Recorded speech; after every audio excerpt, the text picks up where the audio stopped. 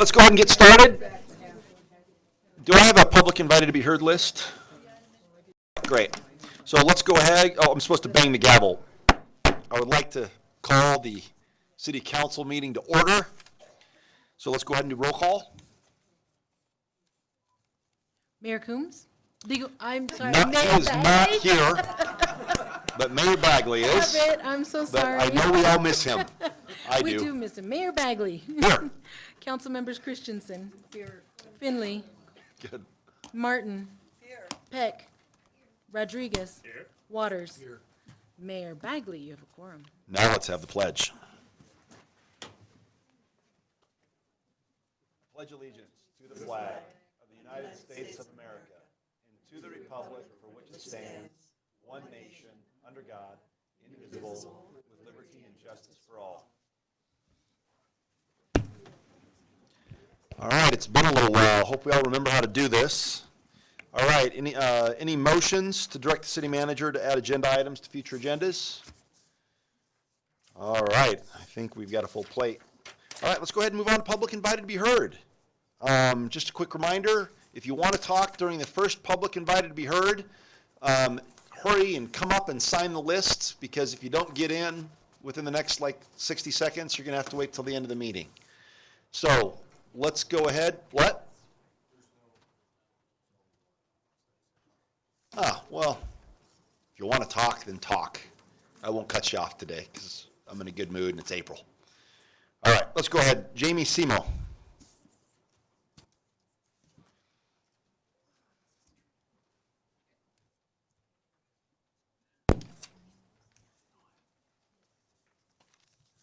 Jamie Simo, 525 East 16th Avenue. Thank you, Mayor Bagley and council members, for letting me speak tonight. I'm here representing Stand With Our St. Vrain Creek to talk about the importance of Longmont's open space, particularly its riparian areas. First off, I wish to acknowledge the Longmont residents in the audience who are also concerned about protecting our natural areas. If they would stand, please. Thank you. It's come to my attention that not many people know what a riparian area is. A riparian area, or zone, is the land directly adjacent to a permanent body of water, such as a river, stream, lake, pond, or wetland, where the water table is near the surface. Just because the Resilient St. Vrain Flood Mitigation Project has removed the trees along several stretches of St. Vrain Creek does not mean that the area surrounding the river is no longer riparian habitat. A riparian area may have trees, but it may also have shrubs or grasses that are adapted to moist soils, which is what the city will be replacing the removed trees with. Riparian areas cover no more than 2% of Colorado, yet they have an impact far greater than that small percentage would suggest. In urban areas like Longmont, riparian vegetation slows down and filters stormwater runoff, which protects water bodies from pollution, such as fertilizers, sediment, and chemicals. Riparian vegetation also stabilizes stream and riverbanks, protecting against erosion. Up to 80% of Colorado's wildlife depend upon riparian areas at some point in their lives. For many, this includes food and shelter. For others, including some fish and other aquatic wildlife, riparian vegetation is crucial to keep water temperatures cool enough for survival. Finally, riparian areas act as highways, connecting areas of habitat together and allowing wildlife to move in between them. So I have a PowerPoint presentation with some pictures that I'll just show for you right now.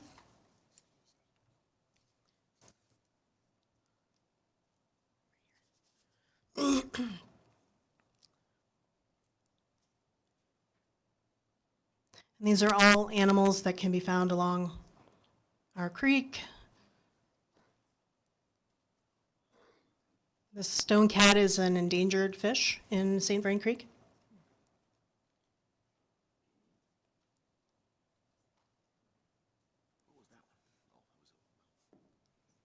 This is in Rogers Grove.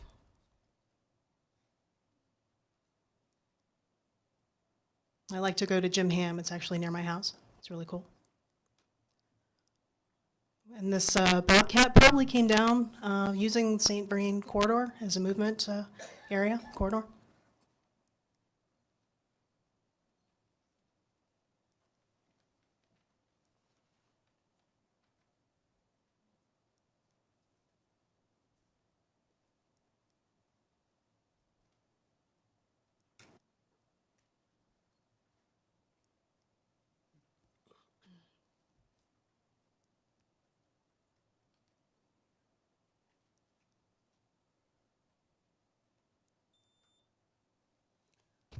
Thank you. All right, thank you.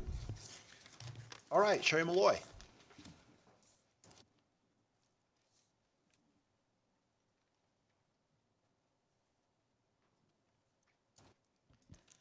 Good evening, Mayor and City Council members. Sherry Malloy, 2113 Rangeview Lane. Before I read my comments, I'd like to express my extreme delight at curbside compost collection. Paired with every other week trash collection, our family now gets significant added value for virtually the same fees we paid before Longmont ramped up residents' opportunities to more responsibly and conveniently handle our waste. So thank you. And I'll be reading the letter that you recently received. And then Ruby will be taking it from here because we're going to run out of time. Mayor Bagley and council members, as the city of Longmont shifts its focus from development opportunities on the city margins to infill or redevelopment, the intrusion of urban developments into riparian areas will intensify. Riparian areas serve a number of important functions, as Jamie just mentioned. The current update of Longmont Land Development Code provides a timely opportunity for City Council to enact significant improvements to its regulations concerning the protection of Longmont's rivers, streams, wetlands, and riparian areas, as well as wildlife and wildlife habitat within the city. Stand with our St. Vrain Creek and the signatories of the letter you received respectfully request the following be included in the Land Development Code in order to protect our creeks, streams, lakes, and reservoirs, such as St. Vrain Creek and Union Reservoir. Number one, the criteria for granting a variance for reduced riparian setback are vague, ambiguous, and set a low bar for developers to obtain city approval to build within the 150-foot riparian conservation buffer. The criteria, as currently written, requires a variance request to be consistent with the developer's proposal, but does not require that it be consistent with city plans to restore habitat for wildlife, aquatic species, and pollinators on St. Vrain Creek after flood mitigation efforts are completed. The criteria should be rewritten to eliminate loopholes and provide more stringent requirements that will effectively protect riparian habitat and wildlife movement corridors. Number two, artificial lighting should be prohibited along Longmont's greenways, open space properties, and riparian corridors in order to protect nocturnal wildlife and maintain the ecological integrity of wildlife movement corridors. Wildlife typically moves at night. Number three, light fixture shielding and vegetation buffer requirements should be established to minimize the impacts of light and noise pollution from nearby development on greenways, open spaces, and riparian corridors. This is especially important along the St. Vrain, where the removal of vegetation has eliminated an important natural screen and sound dampener. Number four, building heights should be restricted for structures built adjacent to riparian areas in order to keep the scale and profile of buildings from overpowering the natural setting of stream corridors. And Ruby's going to take it from here. Thank you. Ruby Bowman.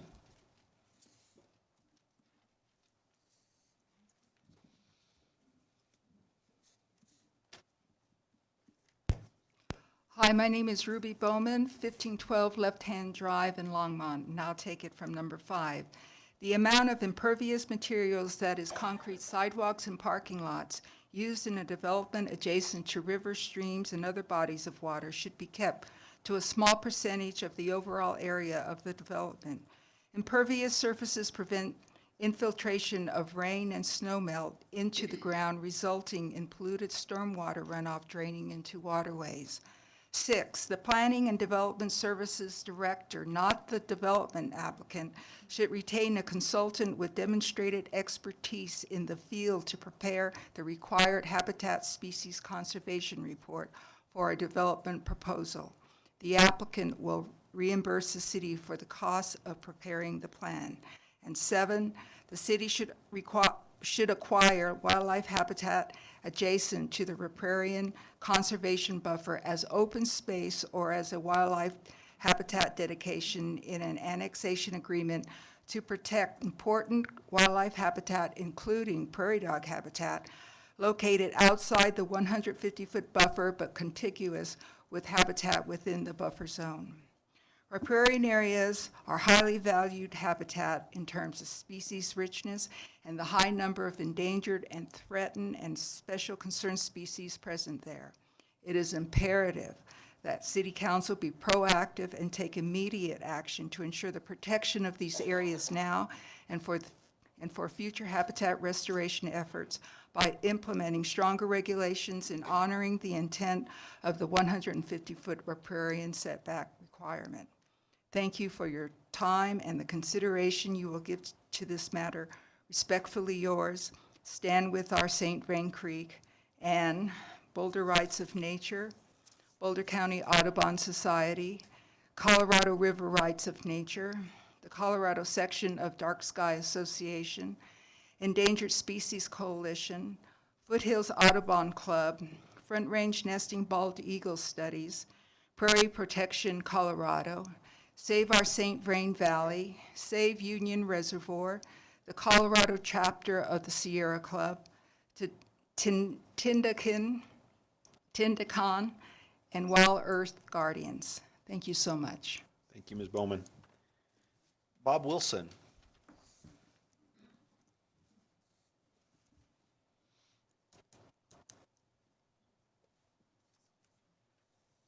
Bob Wilson, 1818 Sunlight Drive.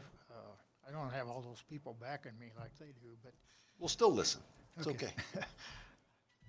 I live on the Rough and Ready ditch, and the mayor knows about it.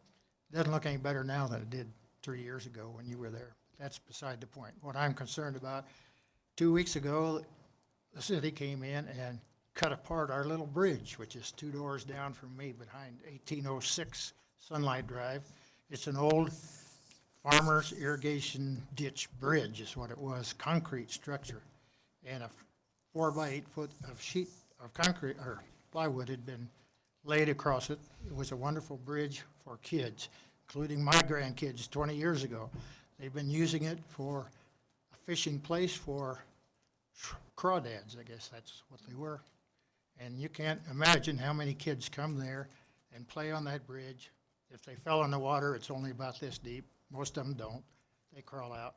But they all have a ball. I know from a fact that the hot dogs and chicken legs are the best bait. So anyway, if you could look around in the somewhere where you keep leftovers from bridges or whatever, reinstall some bridge that maybe is safer than the old one.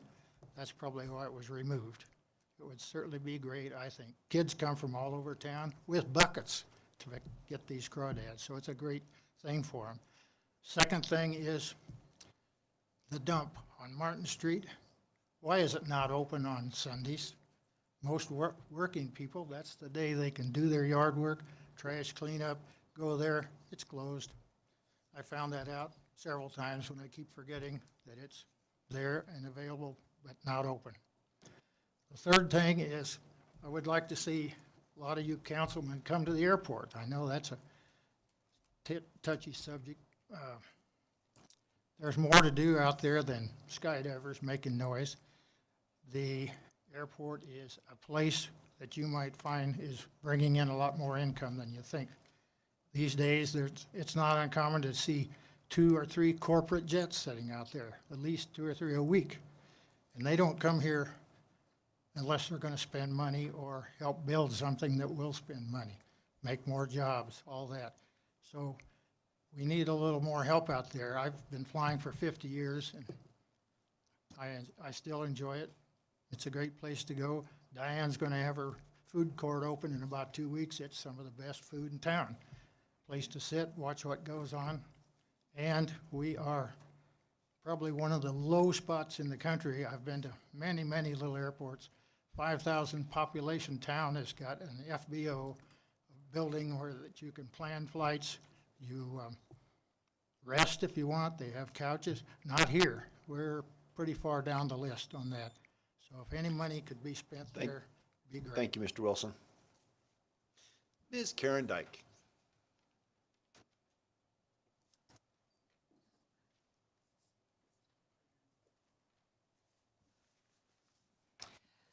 Karen Dyke, 708 Hayden Court. Mr. Mayor and City Council members, I'm here tonight speaking on behalf of Sustainable Resilient Longmont and the subcommittee Longmont Ready for 100. Today, all of you received an email detailing a study by Energy Strategies completed on the ZNC, the Zero Net Carbon Modeling by PRPA. The email includes links to the analysis and points out several issues with that, including a conservative estimate of the rapidly declining costs of renewable energy with battery storage, failure to include battery storage in the model, inadequate modeling of demand-side resources such as efficiency, demand response, and distributed generation, and overly conservative future pricing of carbon dioxide emissions.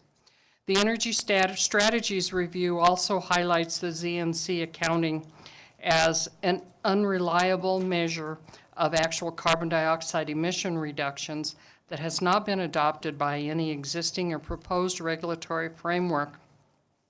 The review goes on to call on PRPA to abandon this accounting scheme and instead work with its owner municipalities and stakeholders to establish CO2 reduction goals that would be achieved within a specific time period.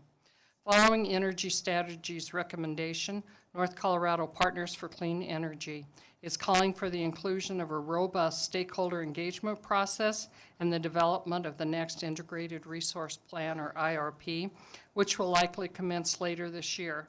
That IRP, which will be in effect through 2025, should set the stage for the achievement of 100% renewable energy by 2030.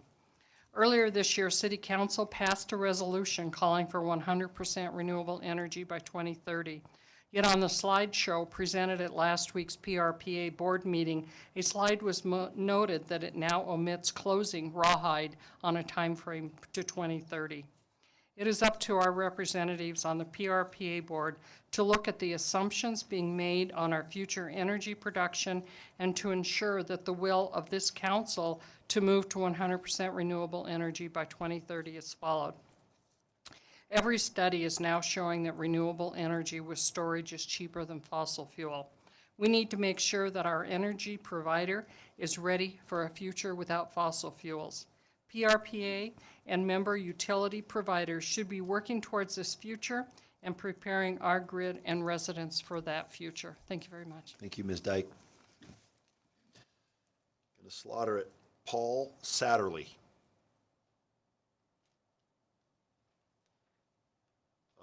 Maybe I'm slaughtering it that bad. Is there anybody named Paul S. here? All right. Strider Benston. That is somebody I do recognize.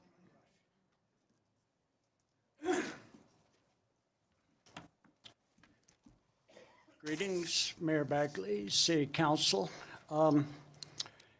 Education.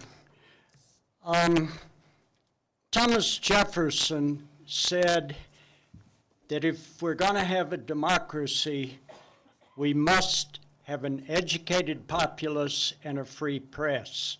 Both of those are being actively destroyed right now, especially the education under Secretary DeVos. In this country, 33,000 people are killed every year with guns. 33,000. 17 were killed at Parkland a month and a half ago. My friend Martin Luther King gave his last speech 50 years ago tonight in Memphis. In 1960, February 2nd, 4 students at North Carolina A&T in Greensboro sat down and began the mass civil rights movement. A couple of weeks ago, 800,000 kids and their friends came from Florida and all over the country, and 1,000 right here outside this building to demand an end to gun violence and the automatic weapons and the whole game, the whole corruption of our current political system. And a little child shall lead them. An 11-year-old girl quoted Toni Morrison. She said, If you want to read a book that hasn't been written yet, write it. Those kids are writing the books right now. No one over 20 years old spoke at that rally with 800,000 people. But there were some adults who sang, including one black woman who sang Bob Dylan. Come, senators and congressmen, please heed the call. Don't stand in the doorway, don't block up the hall, for he who gets hurt will be he who has stalled. There's a battle outside and it's raging. It'll soon shake your windows and rattle your walls, for the times they are a-changing. Thank you. Thank you, Mr. Benston. Looks like, again, forgive me, Jacob Buckner.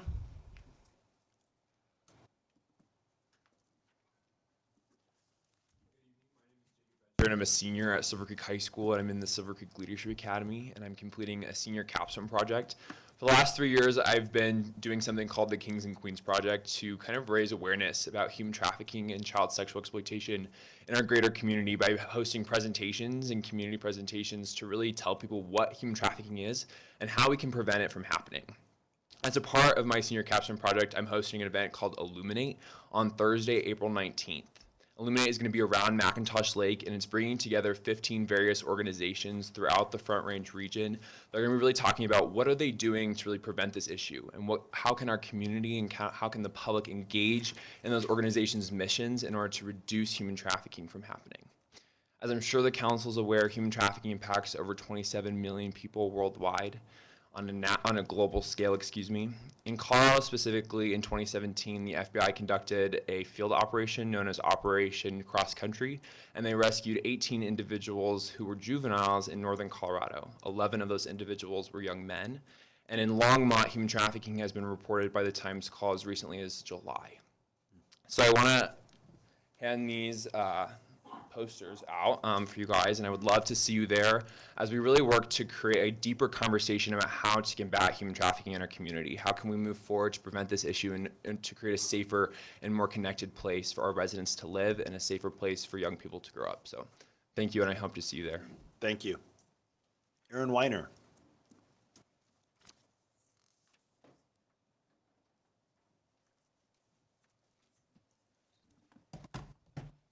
Good evening, Council and Mayor. My name is Aaron Weiner, 106. Get up in that microphone. 1067 Awesome, South thank you. Hover Street, Unit E19. I am also a member of the Leadership Academy, and that's a hard act to follow, Jacob Betcher. I also have a couple flyers that I'll be handing around as well. My event is the Boulder County Area Public Safety Expo. It's much like Jacob's, a capstone project. It is a one-day free community event on Sunday, April 8th, this coming Sunday. It is from 10 to 3. And it is a public safety expo. So I've invited 30 emergency service agencies from around Boulder County and the state to host booths, games, activities, talks for the whole family. Bring the kids, bring the dog, it should be a blast. Agencies from around the county, such as the Louisville Police Department, they'll be hosting a booth allowing students and children to get fingerprinted in the event that they go missing. Their parents will have the information to help find them. Flight for Life of Colorado will be landing a helicopter at the fairgrounds. The Federal Bureau of Investigation will be attending, and the Colorado State Patrol will be hosting an hour-long discussion on distracted driving to educate teens about safe practices, along with many other discussions and presentations throughout the day. There will be food trucks, games, and activities, just a great family activity for the day. More information can be found at bocosafetyexpo.org, as well as on the pamphlets that I've handed around. I thank you for your time. He was a tough act to follow, but you did okay. Thank you. Kat Bradley Bennett.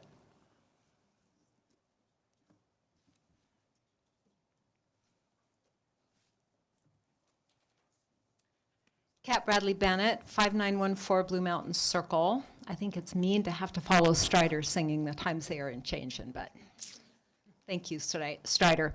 I've been birding in and around Longmont for going on 40 years now, and almost that long I've been a member, and I'm past president of the Foothills Audubon Bird Club, who you heard Ruby say has signed the letter from Stand With Our St. Vrain. I also stand with that program.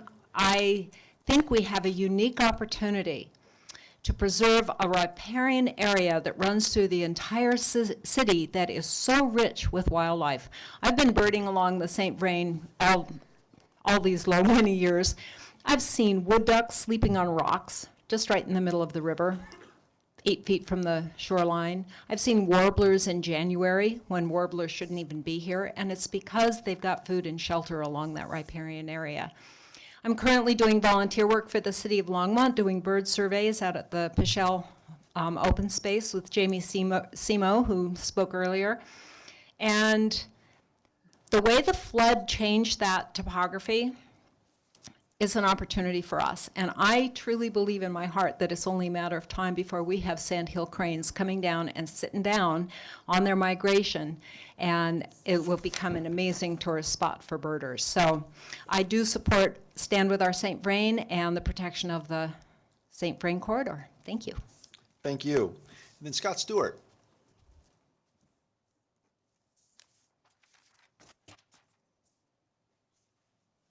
See if we can get this lined up here.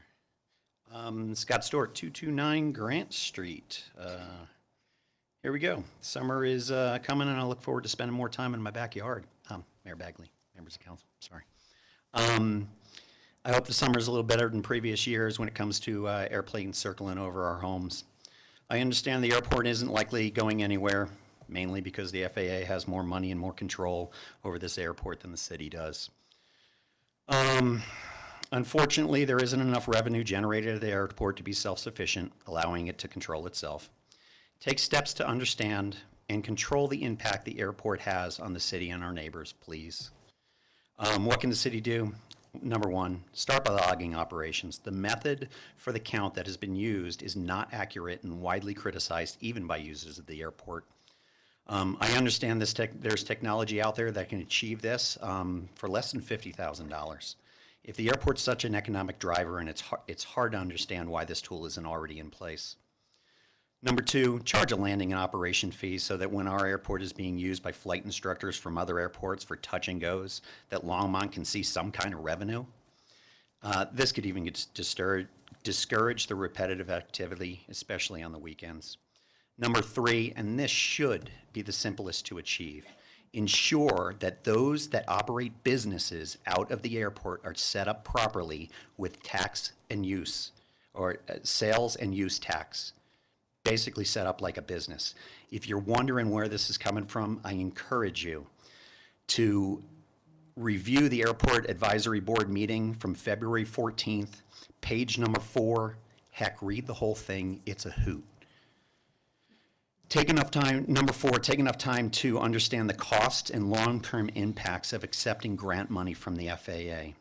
The noise issues from aviation activities will only increase if this airport is allowed to grow using FAA funds. Take control, stop taking money from sources that limit the city's ability to self-regulate, charge the users of the airport a fair fee that allows the airport to operate under its own control. It could take 20 years, but get out from underneath the FAA's control. I had a great conversation the other week with David Slater, airport manager. And I must say, I'm not sure the city could have selected a better person to handle the challenge that is the Longmont Airport. David and I can disagree on issues, but our conversations have always been respectful of each other's opinions. He's a good man with a hard job to do. Thank you for your time. Thank you, Mr. Stewart. All right, is there anyone else that wants to come speak? I told you I'd let you if you wanted. See, glad I asked. Marianne Rigai, you around? Yes. Oh, come on over.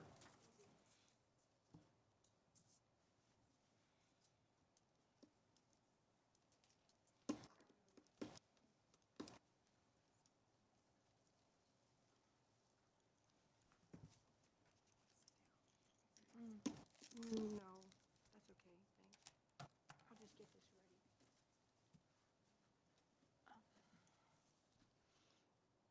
Mayor Bagley and city council members, my name is Mary Ann Rigai, and I reside at 70 21st Avenue in Longmont. And I've been here 3.5 years in Longmont. And, well, actually been in Colorado 5.5 years, and I'm a resident here. I'm here to talk again about the homeless situation. And what I like to say is there are two main points that I think need to be brought to attention. And one is that I believe that every human being has the right, the need, and the inalienable right to have warmth and shelter at night. Even in the spring, summer, and fall, when, especially in Colorado, it can get very cold at night. So the wonderful people that have had the shelter and run the shelter up till the end of March have a limit for whatever reasons there are, and I'm sure there are good reasons of finances and need for volunteers and need for staff and many other reasons why there has to be a limit to how long the shelter, there's two of them actually, I believe, run by different churches and organizations and helping agencies. And anyway, at the end of March, that shelter ended. So it's vital to every human being to have food and shelter, and I just wanted to bring that up because I believe that the good people of Longmont will find ways to come together again in different ways, I'm sure, to have some kind of wonderful evening shelter for people to sleep in, where there's actually shelter over the people to keep them warm and protected from the weather. The other thing is the food and the food situation. I actually was hungry when I live in a senior residence, as I said, and I'm comfortable now and warm and well-fed, very well-fed, in fact. So anyway, tonight I was hungry, and I pushed my walker over across Main Street to go to the Mexican restaurant, Benny's, and I was able to get a burrito, and it was so good, and I was so satisfied. And for those who can't go to the Justice Center, I named a place. Okay, I wasn't going to, but for those who can't go to the Justice Center now to get food, the ones who don't have cars can't go anywhere else to get them. So the ones who are in town have nowhere to eat at night that I know of, that I'm aware of. Okay, there were some ways to get to another shelter and get food at night. I don't know if that still exists. So to make a long story short, I'd like to say that I'm very grateful again to Longmont City Housing and all the people, including my case manager at the senior center, who helped me get housing. It took me 2 years, like the people in Boulder County and other places told me it would take 2 years to get housing. I'm very grateful, and I believe that those who don't have housing now will get housing, and the city, the people of Longmont will help them find it. Thank you very much. Thank you, Ms. Rigai. All right, that concludes our public invited to be heard. Let's go ahead. We have a proclamation. I'd like to invite all those who are going to be participating in the proclamation designating April 2018 as Parkinson's Disease Awareness Month in Longmont to come on down.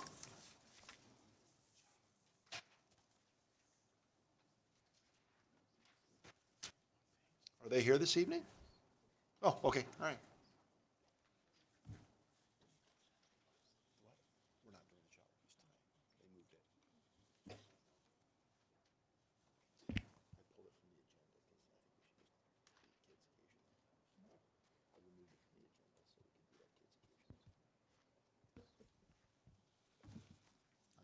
Hi, my name is Tom Hubner, and I live at 2489 Santa Fe Drive. I'm the head of the local Parkinson's support group. We're here to thank you, Mayor Bagley, and the City Council for your continuing support. There are over 17,000 people in Colorado with Parkinson's. There's 60,000 people every year that contact it. So it's something that very important that we look at. It's not just a minor inconvenience. I'm not going to say anymore. I just appreciate your support. All right, well, On the back of our T-shirts are our supporters from Longmont. We hope you support our supporters. Well, let's go ahead and I'm going to read the proclamation, and then you can come around and we'll give it to you, and then we'll take a picture. Sound good? Doesn't do much for, hopefully it'll do a little something for a disease that impacts 1 million people every year in the U.S. and unfortunately, there's no cure at this point. So, all right. A proclamation designated April 2018 as Parkinson's Disease Awareness Month in Longmont, Colorado. Whereas Parkinson's disease is a chronic progressive neurological disease and is the second most common neurodegenerative disease in the United States, and whereas there is inadequate data on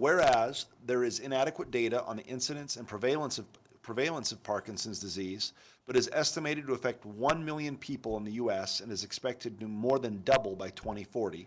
And whereas it is estimated that the annual economic burden of Parkinson's disease is at least $16.6 billion annually, including indirect costs to patients and family members of $6.3 billion.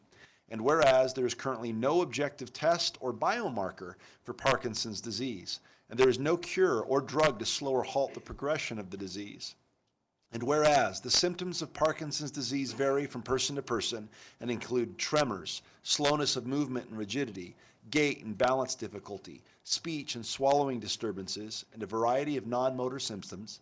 And whereas volunteers, researchers, caregivers, and medical professionals are working to improve the quality of life of persons with Parkinson's disease and their families. And whereas increased research, education, and community support services are needed to find more effective treatments and to provide access to quality care to those living with the disease today.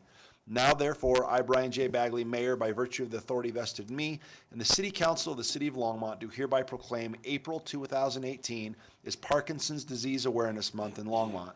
And I invite all citizens in the community to support those with Parkinson's disease in the hope that a cure will soon be found. Signed, Mayor of Longmont. So why don't you come around, and council, if you'll join me.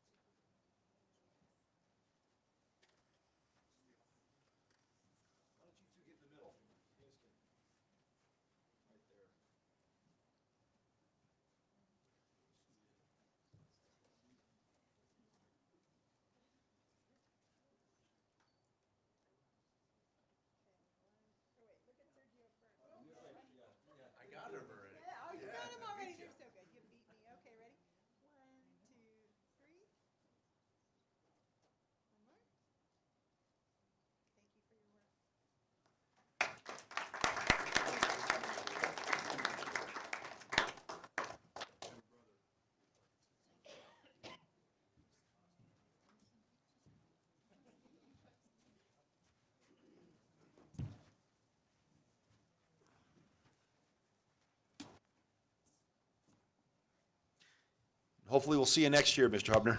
Definitely will.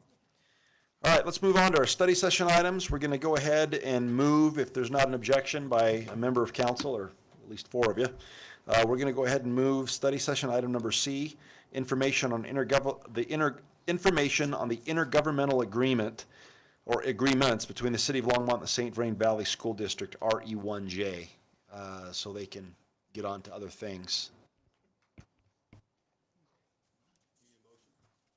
No motion. We're just going to go ahead and do it.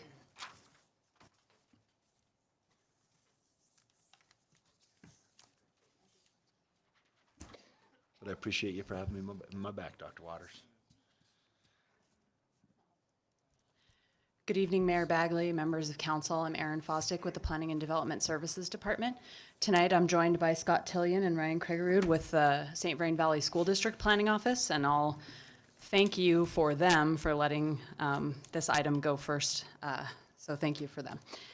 Tonight, what we want to do is just provide a brief overview of the 2 IGAs that we have with the school district.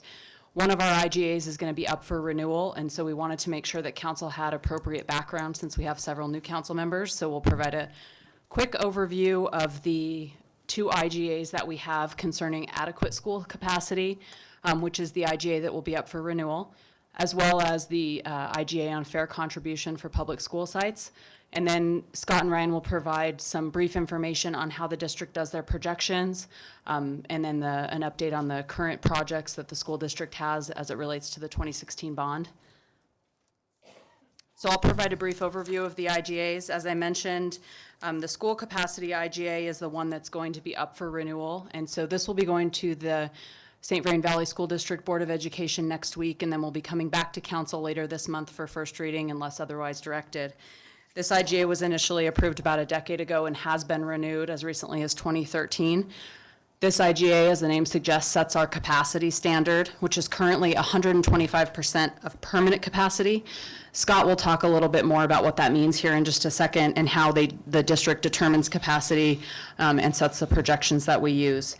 The IGA also stipulates that the staff in the district meet at least annually. But I should note that we're in close communication throughout the year. City staff sits on the school district's long-range facilities planning commission or committee, and that's a committee that really discusses projections, attendance areas, the impact of development projects throughout the district, which obviously includes Longmont, among other things. The city also provides referrals consistent with our IGAs to the district, and they can talk a little bit more about how they use this information. But we do that to really ensure that sufficient capacity does exist for any residential project that's approved within the city. If capacity is exceeded as a result of a residential development application, this IGA also provides some specific alternatives that may be acceptable if they're agreed upon, and so the IGA outlines that. We feel like the IGA has been working well. We're not proposing any substantive changes when we bring this back to council later this month. We are proposing that we extend the term to 10 years, which is consistent with the other IGA I'll talk about here in 1 second. But other than that, we are not proposing substantive changes to this IGA. The Fair Contributions IGA is the longest standing IGA that the city has with the district, first approved in 1995 and renewed several times since then, most recently in 2016. Some of you were on council during that discussion. The main purpose of this IGA is really, as the name suggests, to outline fair contributions for public school sites for all residential developments within the city.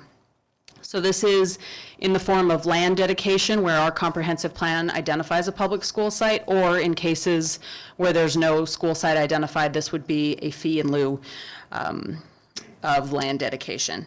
The IGA further defines the process for school site coordination and payments in lieu, and really talks about the timing of satisfying these requirements, both for the land dedication or providing proof that a payment has been received in lieu of that land dedication.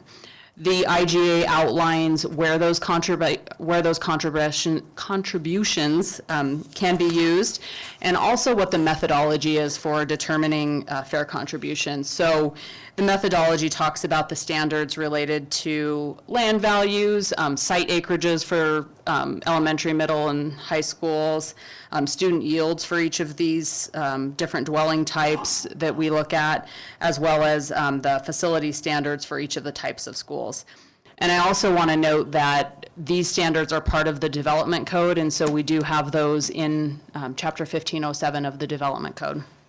The district also submits an annual report as required by the IGA. That's included in your packet, and that report details the use of the funding and also reviews the methodology and if any changes are requested, which, as you'll see in the attachment, none were requested for this current annual report. So with that, I'm going to turn it over to the district, and they can provide you some information on how they do their enrollment projections, including some of the capacity information that goes into looking at school capacity. Thank you, Erin. Good evening, Mayor and council members. I'm Scott Tillian. I'm the planning director for the St. Vrain Valley School District. And first, I just want to thank you for your partnership with these two agreements. The IGA for fair contributions has really led to us being able to acquire most of all the sites that we've built on since '95. You know, in the Southwest, Blue Mountain, Eagle Crest, Altona, Silver Creek have all been acquired in full or in part with the IGA funds. And then on the east side, Alpine, Fall River, Trail Ridge, and some expanded areas of Skyline and some other sites. So those IGAs have been critical for us to get school sites and do coordinated planning with the city. So I guess I want to touch on a few things that go into the IGA up for discussion, and that's the benchmark, and that's the enrollment projections and capacity. And then Ryan will come up and talk about the referral process, how we comment on projects that you send to us. And then we'll close up, I believe, with a discussion of what we're doing in terms of the 2016 bond and projects that are underway. So projections, those are something that I personally do with the help of Long Range Planning Committee and other really sources throughout the state and the district to develop 5-year projections. I do those every year. We look at the base model as a cohort survival statistical model that looks at the progression ratios from one grade to the next for every school, every grade. But that's sort of the baseline. Other important factors are open enrollment, programming.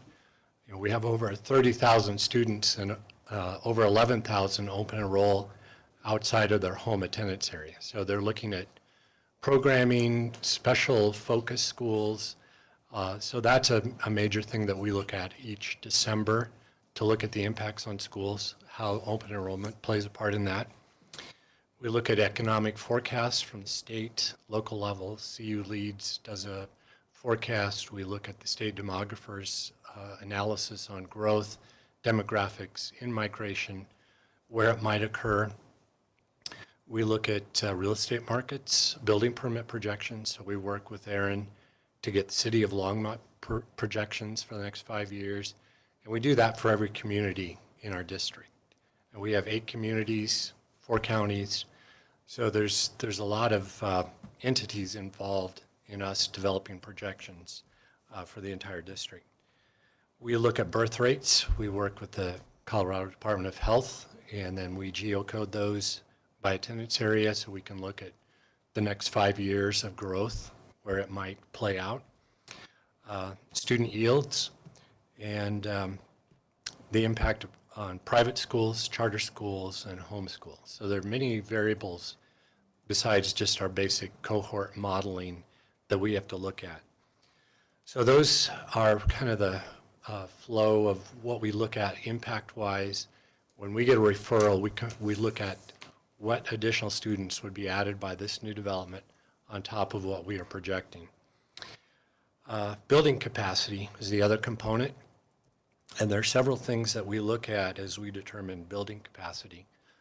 We look at the number of classrooms in the building that can be used for regular classrooms. We do not count dedicated areas, for instance, special ed rooms or rooms that need to be available all day for the entire building, like drop-in computer labs and those kind of things. So those aren't part of our capacity of our building. At elementaries, we do not count music, art, PE, because those are also kind of a drop-in. They don't add to the permanent capacity of the building. We do not count portable classrooms because they're not a permanent part of the building. But we do factor in when we have programmed additions to buildings. And with the completion of the 2016 bond, we have a schedule of additions. Some have been completed already. And so we match those up with the timeline of development to the time that they're available, and so that we can keep track and coordinate development with our additions. Aaron mentioned the 125%.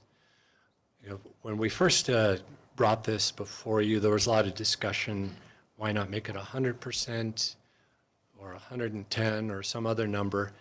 We found most districts around the country use a higher number than 100 because it gives the inertia to help build a new school. If you were stuck at 100%, to open a new school, you'd be starting with 2 buildings at 50%, and it becomes very difficult to fund and staff 2 buildings that are operating at half capacity, you know, hiring principals and custodians and all the support staff. So we need a little bit of above capacity to be able to have the funding that comes with it to staff these new schools. In addition, our core facilities are designed for 125%, so they can handle some of that overcrowding with the core. It's how we bridge is with portable classrooms. There are other methods identified in both the IGA and our board policy for things like extended schedules or split schedules or ways to put like art on a cart or other solutions that we can maybe bridge the gap before we would build a new building. So those are the basic parameters in the guideline, and maybe I'll stop here before I ask Ryan to come up to talk about the referral process and ask if there are any questions. Doesn't look like it, but thank you for your work. We appreciate it. So Ryan will come up, talk about what we do when we get a referral from the city. Oh, there was a question? Okay, hold on one second. Just, you're showing up as number 2, Dr. Waters. Just, that's why I didn't call on you. It just says 2. I don't know what that means. I know, but it just did it anyway, so I don't know if we can fix that, but, all right. So just, given that you're all numbers, I guess I can count. I'm assuming you're chair 2. So, Dr. Waters? So I'll respond to almost anything. Numbers or names, just be careful the names that you use. I just have one question at this point, and that is, this benchmark has been used since 2006. Mm-hmm. Has there ever been a proposal that based on this benchmark has been rejected or been shaped based on the benchmark? We've had some that are very close that we've had to do some mitigation for. But there hasn't been one, to my knowledge, that's actually stopped development from your perspective. And maybe, Erin, you can address that. Mayor Bagley, Councilmember Waters, we have had some development proposals that I would say were impacted but not stopped. Prior to the previous bond being passed, not this most recent one, but even this most recent one, there was quite significant capacity issues in some areas of town, but those were alleviated when the bond was passed, and so new capacity was added, and so there was, a period of what I would say months where certain developments were impacted, but that bond passed, the capacity was added, and they were able to move forward. So to my knowledge, there's never been anything that has been completely stopped and gone off the table because of the capacity issues. There's always been a bond issue that has passed where capacity or a new school has been added that's been able to alleviate those capacity issues. So the benchmark has informed or guided better decision-making in the planning process, or revised thinking in the planning process? It's definitely been a consideration and something that we've looked at and had to have some conversations with folks. And Ryan might talk a little bit more about the information he provides us, but yes, I'd say that's a fair assessment. I have a follow-on question later, but it's not relative to, more relative to benchmarks in general, not to this benchmark. Sure you don't want to ask it now? Well, if there's going to be an opportunity before we're finished with this item.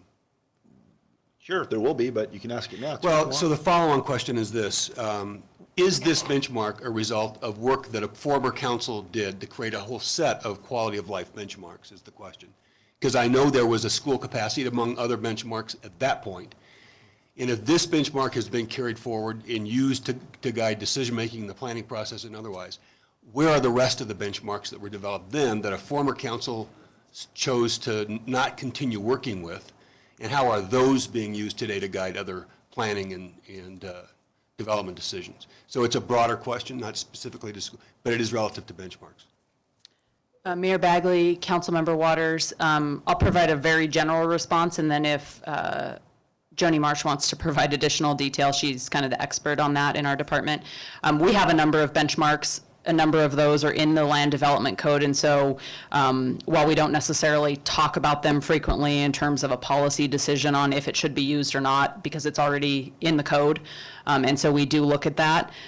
It's something that we've talked about maybe warranting a conversation with council in the future. We've talked about that as it relates to the development code update, but not something that we're tackling as part of the current code update, because again, it's really a policy conversation for council. So I don't know if if you want more information, we could ask Joni, but basically the gist of it is there are fire response time benchmarks, traffic benchmarks. Those are in the code. They're looked at as it relates to development review proposals. And, I'm sorry? And utilized, yeah, because they are in the code. If that's something council wants to take a look at, that would be a different conversation to have. It'll just be helpful then as we go look at the code again, the next iteration of it. It'll be helpful to me to be pointed more specifically where I ought to be looking in the code. And have those benchmarks been updated since they were developed? Or a council stopped using them and did an annual report, as I recall? And We used to do a quarterly report that reported on a number of items as quality of life benchmarks. Some of those, not all of those are in the code. The ones that are in the code, obviously, we look at. We have not done that quality of life benchmark report in probably 7 or 8 years. okay, when the time comes, when we're talking about the code, then I'm going to come back to this. All right. Councilmember Pack. Oh, I'm sorry. Yeah, Councilmember Pack. Thank you, Mayor Bagley. I have a question probably for Aaron again. And this is just out of curiosity. You mentioned either land or cash in lieu from a developer for a site. Is there a formula or something that you use to determine either the amount that is needed for that development going forward? Or how's that determined? Yes, there is a formula. The methodology is specified in our code. And so the formula consists of the land values, the acreage that's needed for each school site, and then each of the proposed school sites within the Longmont planning area is shown on our comp plan. And so those calculations haven't changed, I don't think, in the last decade or so, but those are in the code, and I can provide those. Actually, I think they're an attachment to the Fair Contributions IGA, so it should be in your packet, and you can take a look at those. Thank you. Just a follow-up on your question. There was a project, I believe, maybe on the east side of town that had changed from a unit that could have had children to a FHA older housing. And so they chose to go that route in order to push the project through. And then when we had capacity, I think they went back and adjusted so that they could have children in that unit. So that was a project on the east side that happened a few years ago. So we'll have Ryan talk about the referral process, and then I'll close up our part with what we're doing with the 2016 bond. Just give you an update on that. Great, thank you. Ryan, you're up, big dog. Good evening, members of council, Mayor Bagley. My name is Ryan Krager. I'm a planner in the St. Vrain Valley School District. My bullet point here is the development review and referral process. And first, I want to start my comments with saying that we have a remarkable working relationship with the city of Longmont, and we are very appreciative of that. So the planning staff here is fantastic, and I think the planning staff at the St. Vrain School District is pretty good too. But what I also want to say off the top is that at St. Vrain Valley School District, we are committed to providing the best environment for our students. And in a very large way, these two IGAs do that. My part in that process is through the development review and the referral process. So, Councilmember Peck, you were just asking about the formula that we use. We have a formula that we use, and Aaron did an excellent job at providing an overview of that formula. We basically look at every development that comes through the city of Longmont, comes to the St. Vrain Valley School District, and then we provide comments. And in our comments, and what we do is we look at what are the schools that will be affected by the development. We look at the type of development that it is. We look at the type of residential development that is being proposed, the total number of units, and then from the total number of units, we can apply our formula, and we can figure out how many students, or get an idea of how many students are going to be what we call yielded by the development. And so when we look at different types of developments, they can be single-family homes, they can be multifamily, they can be mixed-use commercial, where you have businesses on the main level and apartments above. Also mobile homes, all the way to condo, townhouses, and so forth. And each of those have a different factor for student yields. Single family, detached, being the number one generator of students. The smaller the unit, the fewer students come from that particular residential unit, and so forth. So we use our formula based on that kind of a thing to figure out how many students are coming from the development, and then we have a multiplier that will help us figure out if we do a land dedication, or what the land dedication requirement would be, or the cash in lieu payment might also be, what that payment would be.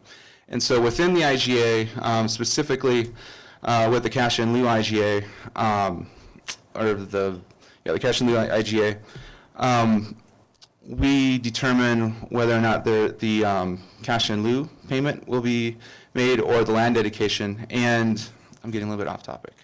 I apologize. So with our cash in lieu IGA, we basically take a look at whether or not there are any planned schools in the area. And so, if, for instance, if Terry Lake developed, that we have an elementary school up in that area, we take a look at the number of units coming from the Terry Lake development, and then if it looks like we need to get the 10 acres for the elementary school site, we can talk with the developer about dedicating all of the 10 acres, a portion of the 10 acres, or they could pay the cash in lieu if we decide we don't actually need that space, and we can send kids to Sanborn or Northridge or something like that because there's existing capacity. And so we find out whether or not there's capacity at those other schools based on the projections that Scott was just talking about, where he projects out what the student enrollments are going to be for 5 years out. I take a look at the residential development and apply the student yields to the number of kids that are going to be yielded, or to the schools, to determine whether we're going to be approaching capacity, exceeding capacity, and those sorts of things. And then we have conversations about how best to deal with capacity if we are reaching it or exceeding it, and that sort of thing.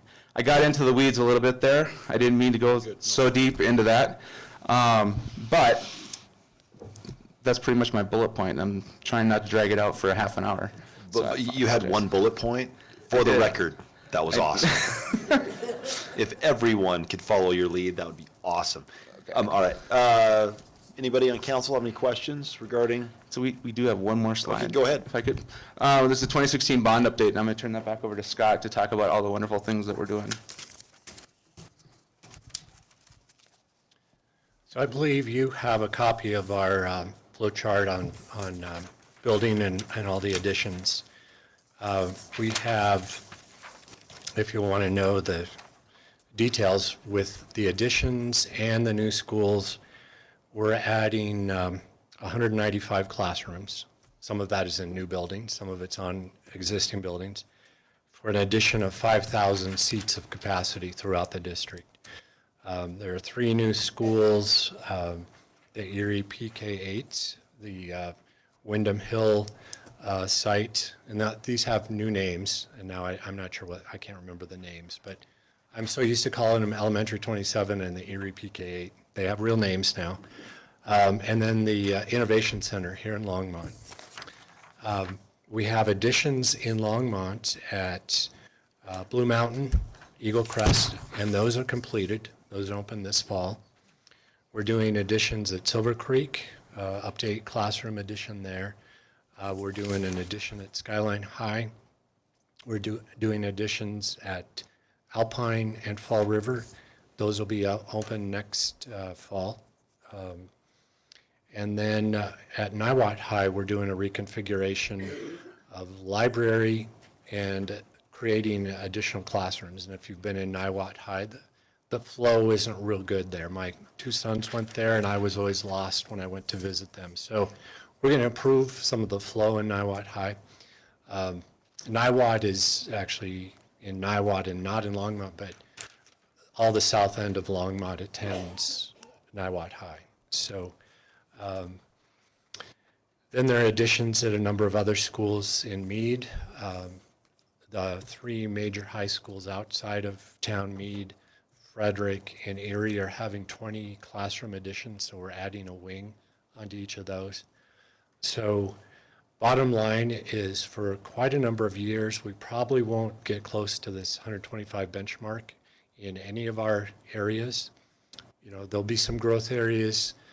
In Longmont, it could be southeast Longmont or north in Terry Lake, depending on how that builds out, where this benchmark might come into play again. But we do own a school site in Fox Meadows that could be a future elementary.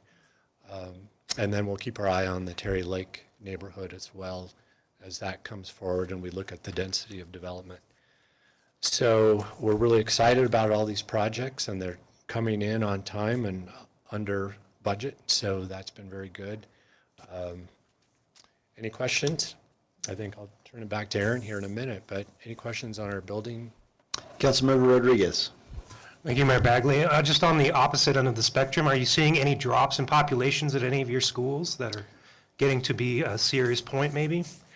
You know, at this point, there are no schools that are dropping to the point where we wouldn't staff them or keep them open. But we have seen some drops, and some of them are in some of the developed older areas of Longmont. Longmont Estates has seen some drops, and you know, but we do see regeneration that happens. You know, Central was one that was kind of dropping, and it's coming back a little bit. So it depends on age of neighborhood. You know, people age out and then sell to younger, and so we see, we've been seeing some regeneration in some of the core areas of Longmont, and that's something that kind of is a 20-year cycle. You know, when you look at Sanborn, for instance, that was a building terribly overcrowded, and now that it's like 50% open enrollment. But then, you know, we'll be watching that, and it'll turn around too. So, but that's something that we have to keep an eye on as well. All right, thank you. Okay, thanks. That's it. Unless there's other questions, we just wanted to provide that information. We'll be coming back with a first reading of the IGA on April 24th, second reading in May. We just wanted to provide that overview tonight, and we're happy to answer any additional questions. Just want to say, on behalf of council, thank you guys. We love our school district. Any chance we have to have any type of agreement, cooperation with you guys, we're all in. So thank you. Thank you. All right, let's go ahead and move on to study session item number 5A, update on Longmont sanitation services and outreach. Mr. Bob Allen is making his way up. Holly, come on down.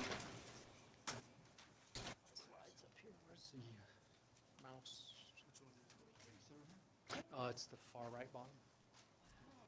Ganymedes, we're all here.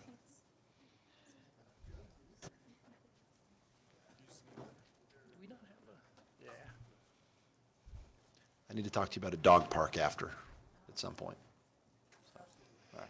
Dog parks. All right. Yeah.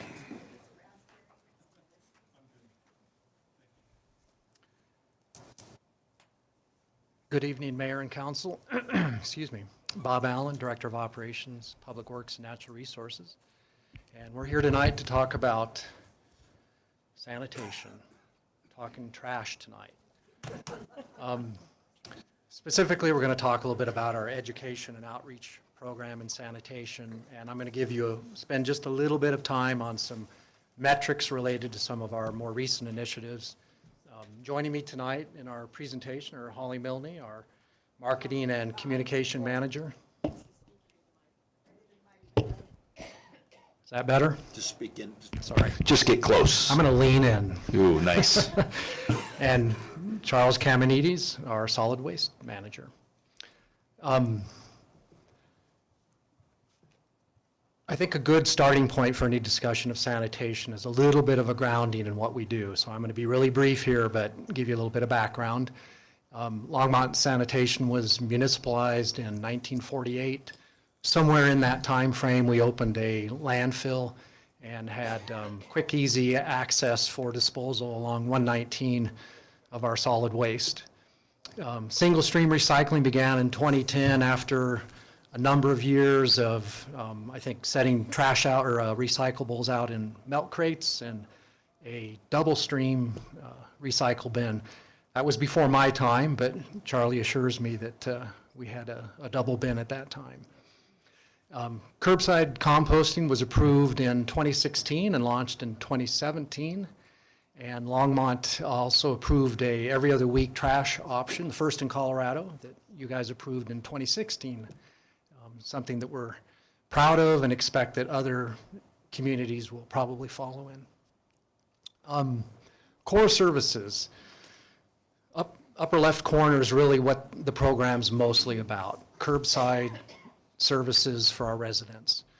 We also run a waste diversion center that allows some recycling convenience for residents. We have participation pretty substantially in a materials recycle facility in Boulder County that's in the city of Boulder. And our waste diversion center allows some convenience so that residents don't have to travel to Boulder for some of the recycle. Opt-in service, obviously our newest program, curbside composting, and then a la carte services, large item pickup and dumpster rentals. These are really programs that are kind of on a first come, first serve basis for residents. Excuse me. Supplemental services primarily are delivered by contractors and once again for the convenience of residents. They're pretty small programs but are intended to provide services that they would otherwise have to contract individually for. Longmont also collects a waste management fee of $296 per month per resident, or per household I should say. And that funds things like sanitation for city government. So that would be municipal buildings, our city parks, the downtown trash and recycle program. That's from 2nd Avenue up to Longs Peak. And most recently, we've added all the way down along Main Street to the Quail campus area, trying to pick up trash, that's more on the ground rather than just in the containers that we normally collect up and down Main Street. So that's kind of new for us to be spending more time all the way south of that kind of area that coincides with the LDDA picking up trash. Also part of the greenways in that area are now part of that kind of trash pickup program in that downtown area. Special events, this outreach and education program we're here to talk about tonight is funded through the waste management fee and then some of the administrative costs of the program.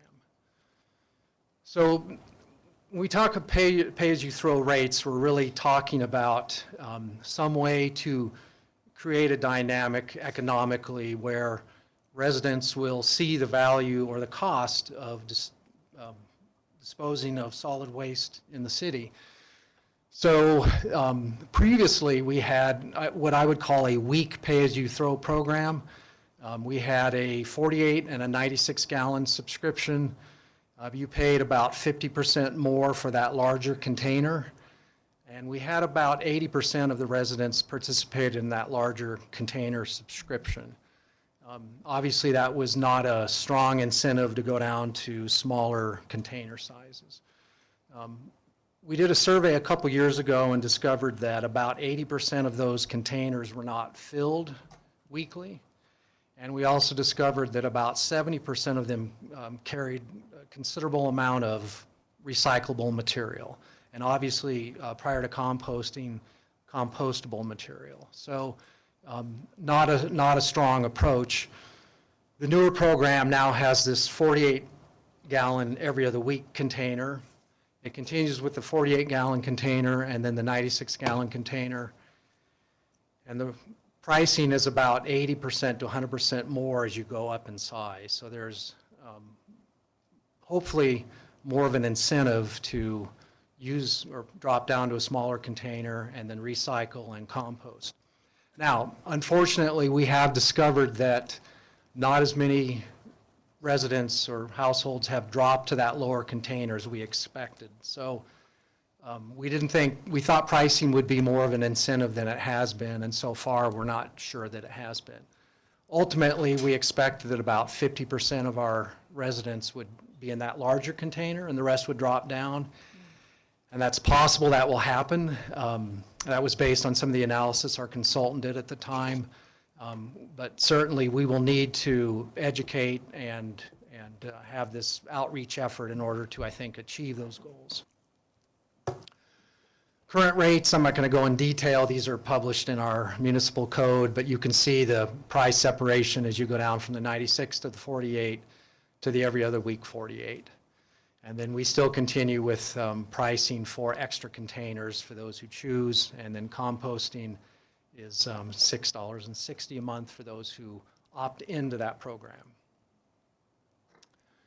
So other rates that we have, once again, for large item pickup and dumpster rental, these are, on a first come, first served basis, $60 and $165 respectively. And then our waste diversion center is free to all residents. We do charge a fee for those who come in from the outside or for contractors to use the service. In the long term, we may have to revisit whether or not we have the capacity for outside use of the facility, but for now, I think we're doing okay.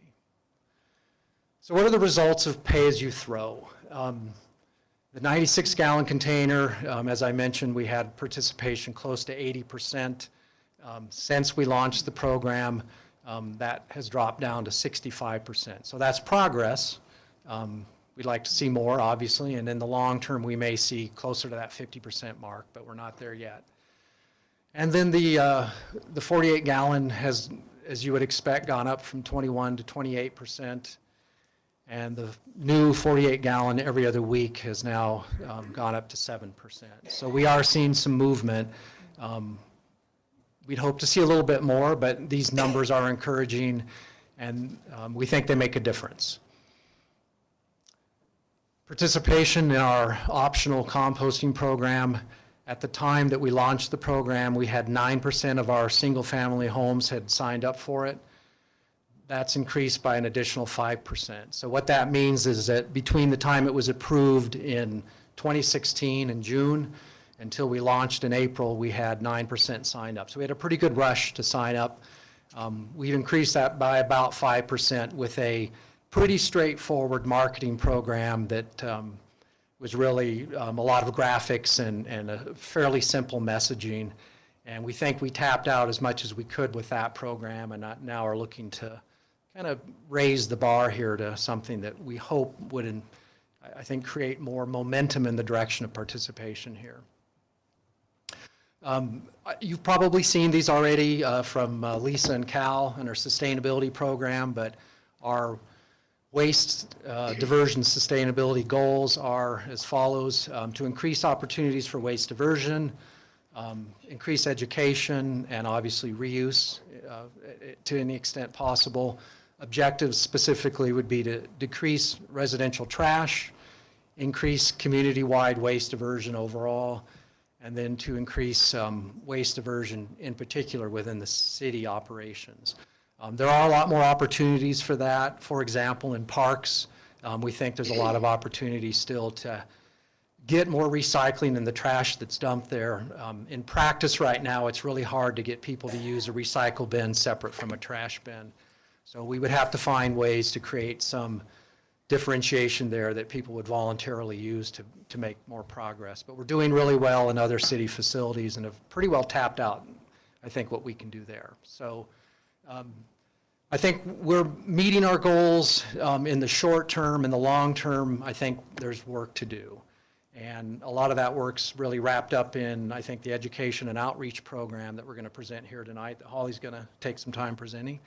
So hopefully we'll be able to make some more progress there, but you can kind of be the judge of that yourselves here as you see what she has here tonight.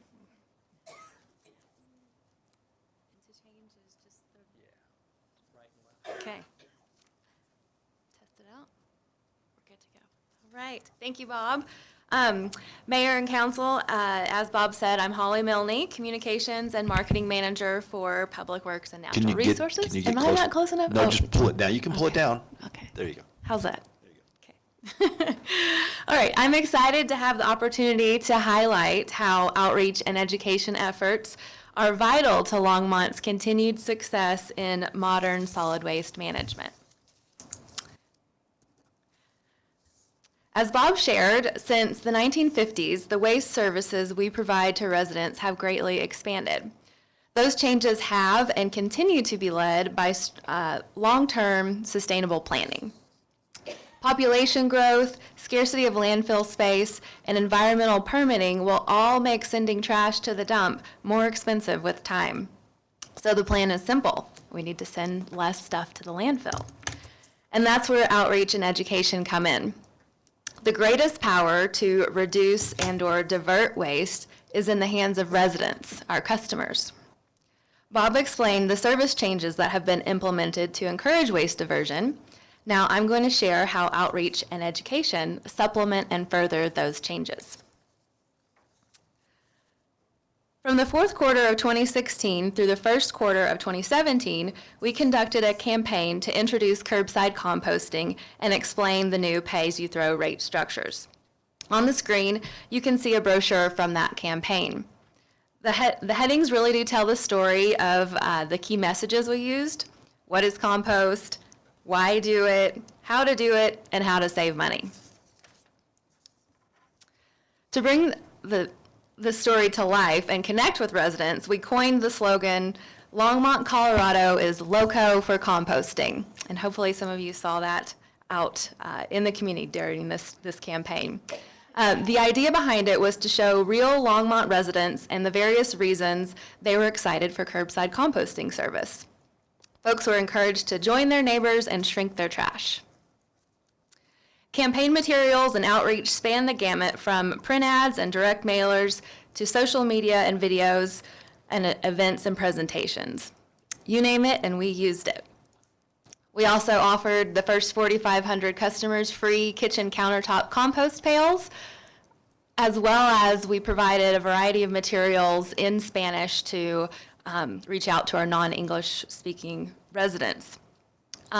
We also even sent staff to the top of Machu Picchu to share the message. This was really popular on social media. The campaign was successful in its goal to introduce the service. 2,700 customers requested to sign up before curbside composting service began on April 1st. So the launch campaign was successful, but since then we've seen slower growth. So how do we get more customers thinking about sending less to the landfill, and most importantly, caring about that? I want to point out here that Longmont made a distinct decision when rolling out curbside composting to make that service optional for the customer. This approach certainly gives our residents the most freedom of choice. And from that, it's all the more imperative that we provide meaningful outreach and education. So our previous approach really centered on what, when, where, and how. To be successful going forward, we must also consider who and why. We've reached the stage where we have to go deeper than, it's here, sign up. Now it's all about tailoring our approach by audience and providing for each one a meaningful why. So to go deeper, we enlisted the help of local communications firm Avocet Communications. They led us through a series of steps to establish a strategic path for 2018 and beyond. First, we evaluated our strengths, weaknesses, opportunities, and threats. Second, we separated our customers into profiles regarding their needs, wants, and characteristics. Third, we established a messaging direction that is selling a story instead of telling a story. Again, this gets to the why that we want to connect with. Fourth, we established goals. Our financial goal is to maintain current rates and continue to provide value at those rates. Our customer goal is to increase awareness of the value of our services and the offerings that we provide. And our internal goal is to increase waste diversion by providing outreach and education that will lead to behavior modifications. And finally, we developed a communication plan that outlines all activities from marketing, advertising, and PR to social media, direct mail, and events. It is our message delivery mechanism. So strategies we identified. Focus on customer awareness to inform and educate residents on our service offerings. Use segmented marketing to properly communicate to each customer group, those that are on the fence, those that are apathetic, and those that are adverse, etc. Implement humor in messaging to bring a fresh perspective to our communications, increase engagement, and create top-of-mind awareness. Also, we have a strategy to avoid verbiage that can be seen as shaming or insurmountable. For example, we are intentionally not using the phrase zero waste, and we don't want to create any feelings of you're a bad person if you don't recycle. We're all about reinforcement and attainability. So key message themes that we established are recycling and composting is easy. So a sample message would be, you get it to the curb on time, we'll handle the rest. Every little bit helps is another theme. Again, a sample message, recycling and composting help keep landfills from becoming landfalls. You can make a difference, environmental impact. The practice of landfilling waste creates harmful gases, destruction of valuable land, and the byproducts of large trucks driving long distances. You can choose more sustainable solutions. And finally, we help you. We are always here for you to answer questions and explain our programs. So Avocet also recommended that we create a brand character. We had a moment of hesitation and uncertainty on that, but we trusted them as they explained to us that a character makes us, and therefore our messages and services, easier to remember. It can teach customers about how to use our services, and it engages customers to become friends with us and feel a connection. So on your screen tonight, I'd like to introduce you to Savvy Sam. He is our waste prevention specialist. As a street-savvy cat, Sam is a local expert on household trash in Longmont and ways to reduce it. So Sam's going to have a comic strip that will be run as ads in the paper and shared on social media and various other places. And in his comic strip, we will see his adventures in waste prevention. His stories will be used to deliver messages about recycling and composting in a fun and fresh way that will connect with residents. You'll also find him on new materials as we develop a waste diversion brochure, a welcome guide, and more. So our communications plan, as I mentioned, is our delivery mechanism. So through that plan, we will use paid, owned, shared, and earned media. So paid media, you can expect to see print ads in the Times Call, social media ads, direct mailers, and online advertisements. Owned media will include infographics that we're going to develop, an Earth Day learning set that we're collaborating with St. Vrain Valley School District to provide teachers in the Longmont schools to help teach about waste diversion and all its benefits. Videos, we just recently launched a new blog that's just going to continue to grow as a resource for Longmont residents to learn about tips and tricks and how to reduce their waste and send less to the landfill. And then in terms of shared outreach, we'll be doing social media posts on the City of Longmont accounts and attending various events throughout the community, including the big Earth Day Festival that's happening later this month. And then, of course, earned media will be working with local reporters and doing press releases and things like that. So as you can see, we are aiming to connect with customers in a wide variety of ways. And a specific piece of the communications plan is a spring campaign we are calling the 21-Day Challenge. And that's going to launch on Earth Day. And the goals of the challenge are to bring awareness to waste diversion, encourage residents to build a new habit, because the title 21 Day is based on research that it takes 21 days to form a new habit. We'll be trying to promote enrollment in curbside composting and encouraging customers to reduce their trash cart size. So the challenge will be simply for residents to pledge their commitment to making a new habit, setting a personal goal for a period of 21 days to make whatever change that is appropriate to their life to help send less stuff to the landfill. And then we'll be encouraging people to share their progress on social media with hashtags or sending their stories and photos to us that we can share.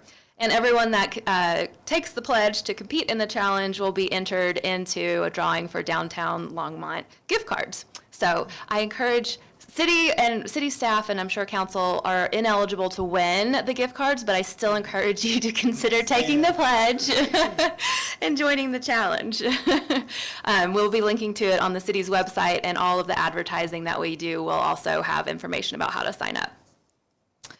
So in related news, as kind of an aside to our marketing strategy, I wanted to show you guys a couple of cool new tools that we've launched to provide even more convenience and ease for our customers. So these are on our website at longmontcolorado.gov, but for streamlined here in the PowerPoint, I'm just going to show you screenshots.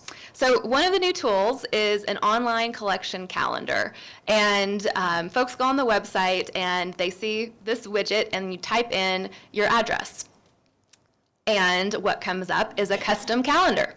So this is actually my calendar, and you can see that we're signed up for compost at my house, and we're doing every other week trash, and of course we have recycling. So there's no way my husband could keep up with all of that if we didn't have this new tool. So this is super handy to be able to see what we're supposed to have out when. It also includes information you can see on Saturdays about special events that we're having, or you can see next week it's our turn, and we're in the part of town that'll have the spring branch collection. So it's totally customized to the address and the services that people have there, and we've gotten a lot of great feedback from residents about it. As well as the calendar, people can also choose to sign up for reminders, and the system will send them out via email, automated phone call. You can download the calendar to embed in your Outlook or Google Calendar. You can also still print a calendar if you like to have one up on the fridge. And then lastly here, you can see that we can now sign people up for service alerts, which I'm looking forward to doing more outreach on later this year to really build that list so that if we have a day where winds are high and we can't provide service, we have a really targeted way to let people know if they need to put their trash out. Instead of blasting the whole community, we can just blast the people whose day it actually is. The second tool that we just launched is called the Waste Wizard, and it's that cool. So with this tool, you can type the name of any item in, and it will tell you how to recycle or dispose of it. Super handy, because I know we all have had the thing that we're like, what do I do with this? I don't want to put it in the trash. So as an example, I searched mattress. And you can see here that the first option it gives you is that you could have this collected as a large or bulky item through our residential collection service, and it tells you about when to put it out and all those details as well as the cost. It also gives you the option of drop-off as a hard-to-recycle material and provides the link to the Charm Center for Boulder County.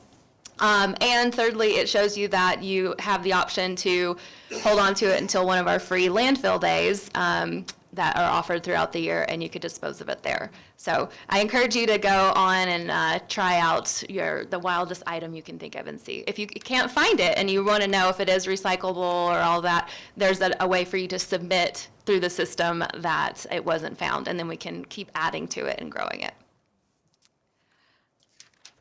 So, in conclusion, you can see we really are trying a lot of new approaches. Throughout our efforts, we will be evaluating and adjusting to make sure we're getting the results that we want. We will know it's working as we see curbside waste diversion rates increase, increased subscriptions to composting, and reduced subscriptions to the 96-gallon trash carts. So we look forward to providing updates on progress about all of this. And now I'm going to hand it back over to Bob to wrap things up. Well, before you leave, actually, we'll go ahead. Bob, go ahead and wrap it up. So as Holly said, this is really different than what we've done in the past. To my knowledge, Solid Waste in Longmont's probably never done a campaign like this, so it's pretty different.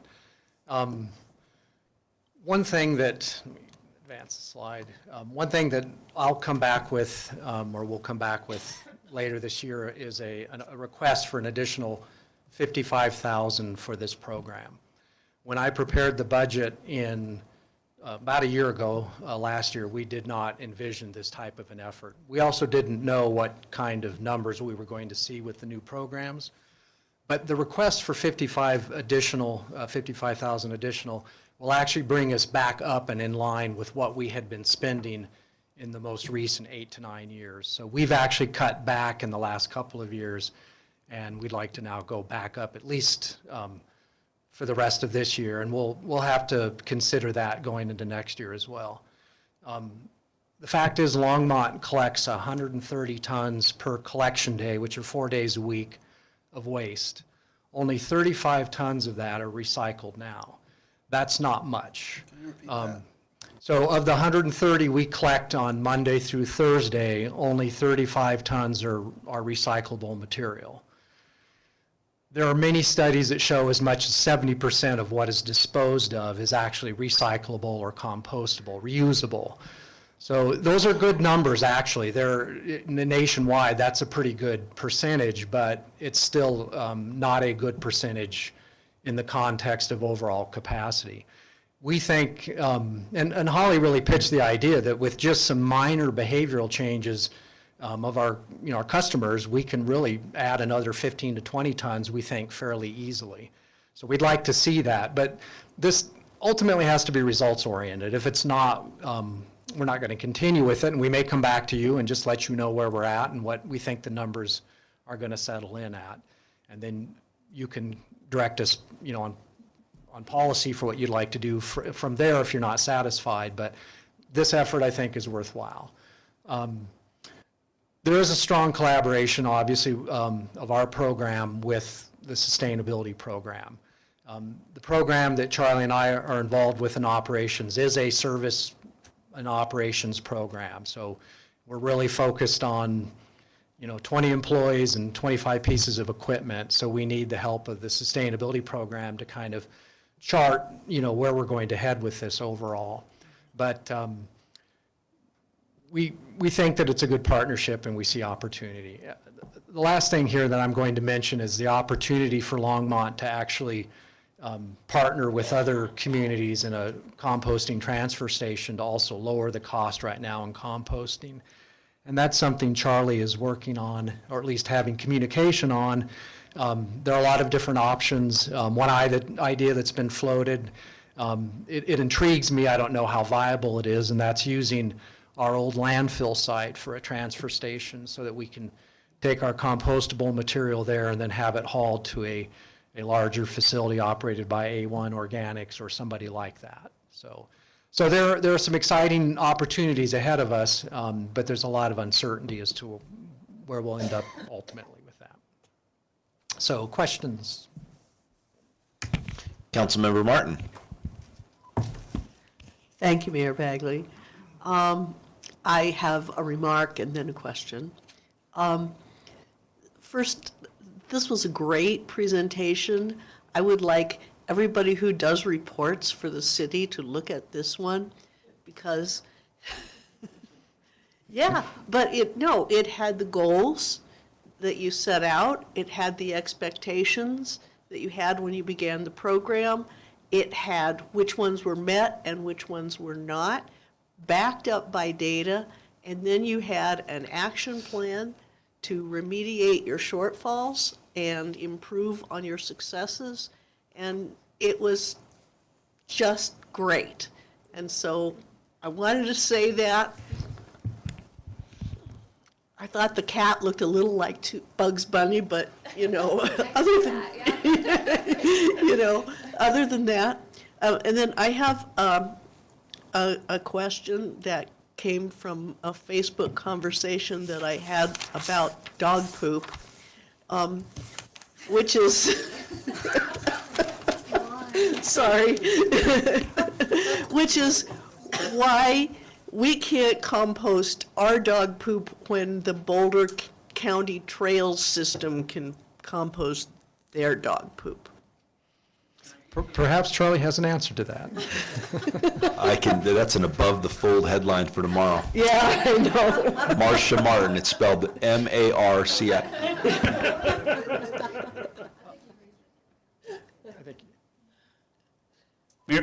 Thank you. Mayor Bagley and Councilmember Martin.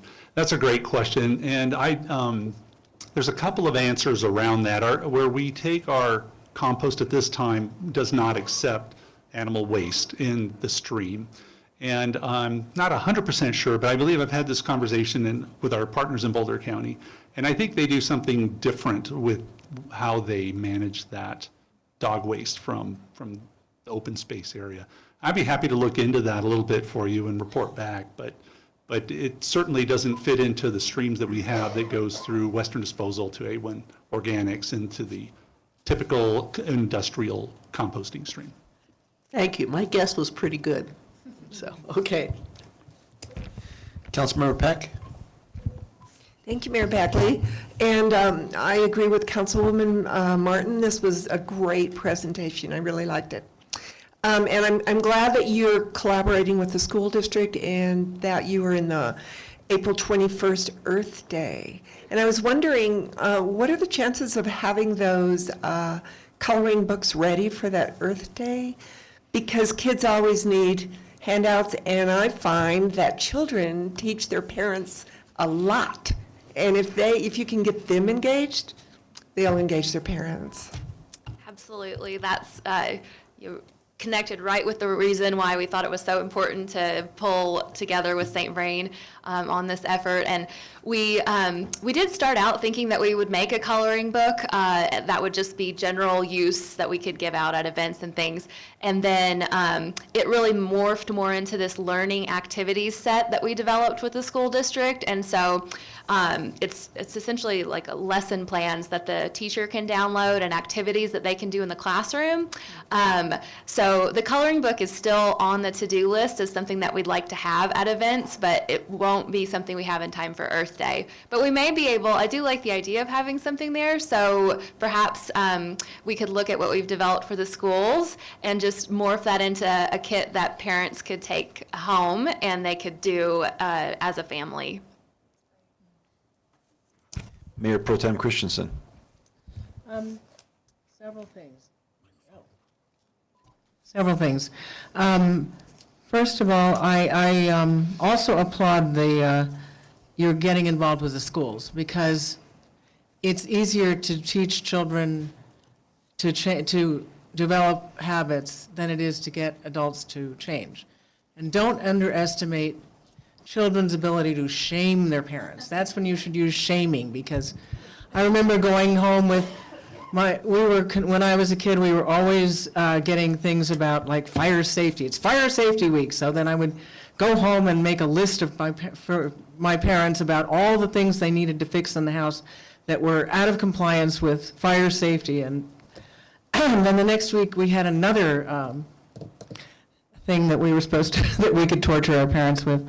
But I do think that's offers a lot of opportunity to get the whole family involved.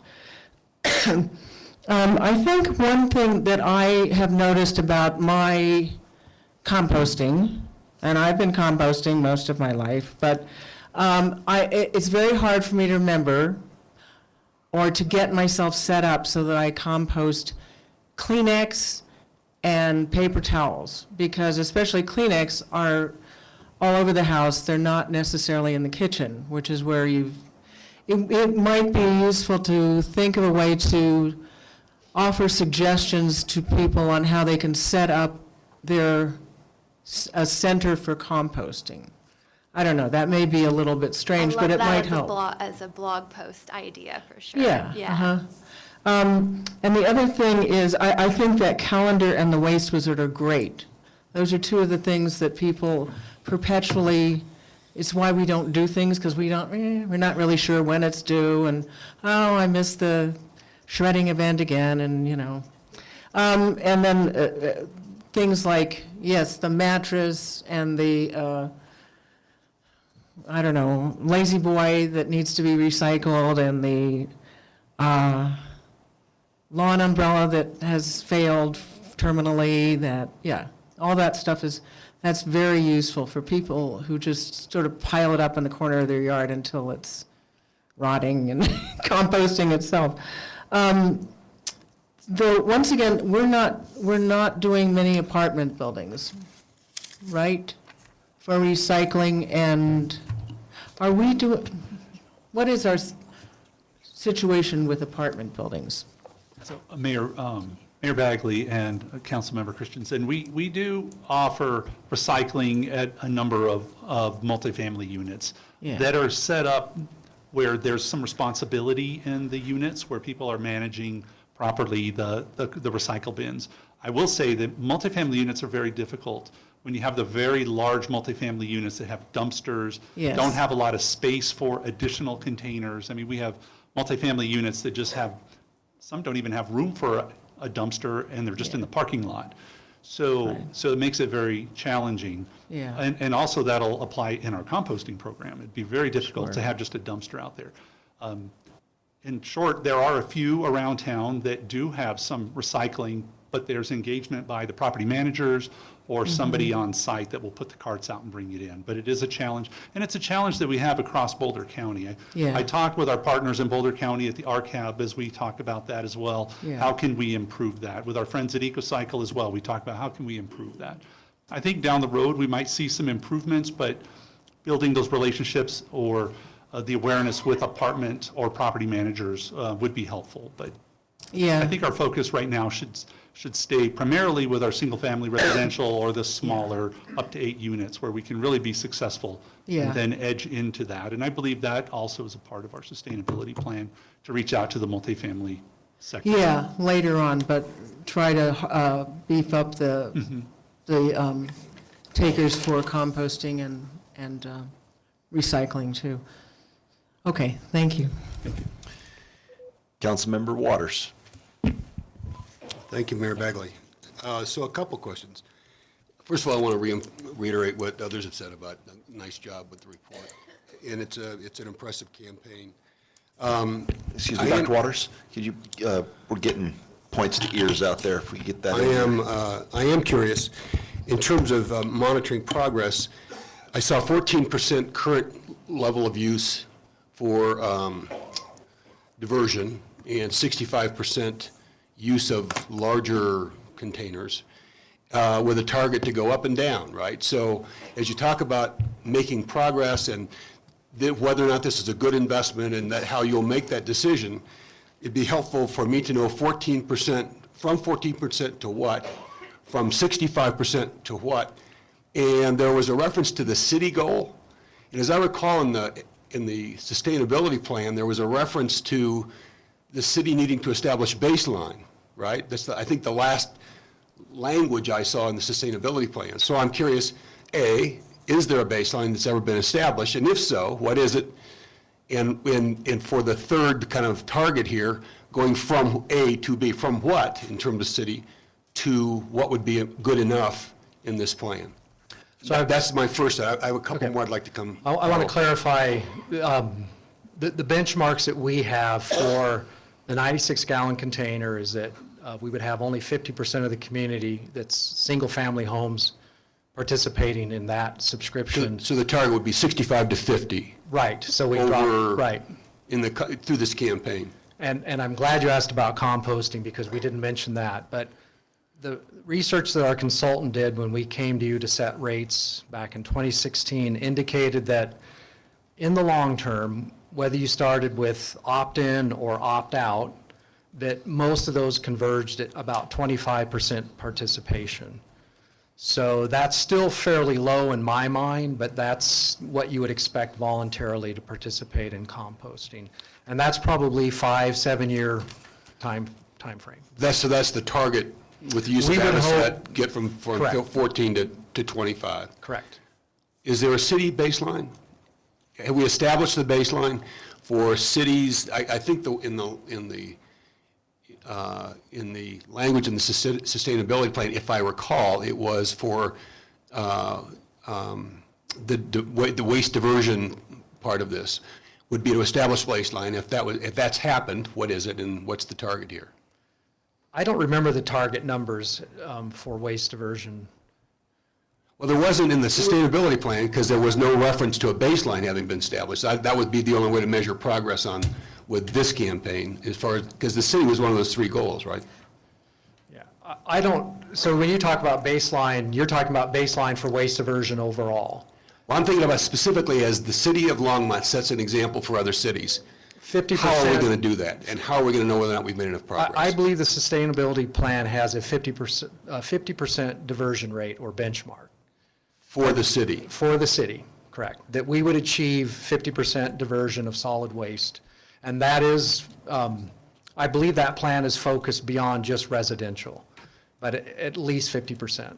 And is that where we are, or? No, we're so that's a hard number to calculate to start with, because what we can do is we can give you the numbers based on household rates, based on the total collected. So right now, as I said, we're collecting 130 tons, and only 20 to 25% of that is diverted to recycle. Less than that. Maybe I don't know if I'm asking I think in the sustainability plan, the target for households was 50%, from 31 to 50. Those numbers weren't in this presentation. But there was a third target that was for the city of Longmont. Capital C. Right, for the government. I think we're talking capital C.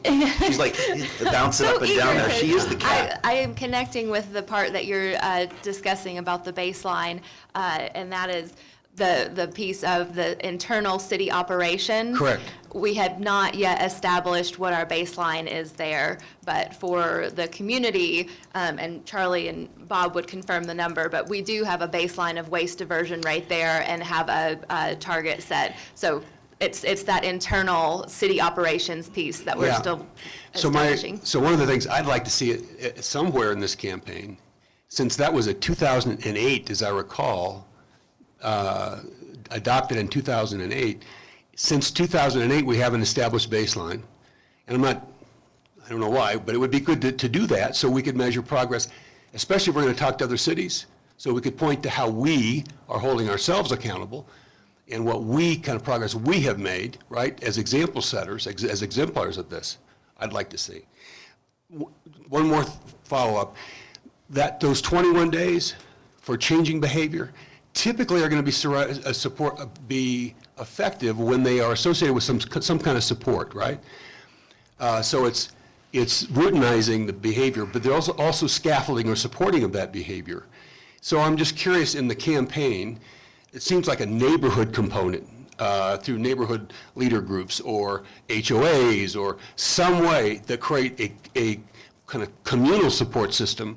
If my neighbors are expecting me to toe the line, more likely than if somebody down here is expecting me to toe the line, and be part of a neighborhood effort. Is there something in the campaign here for neighborhoods?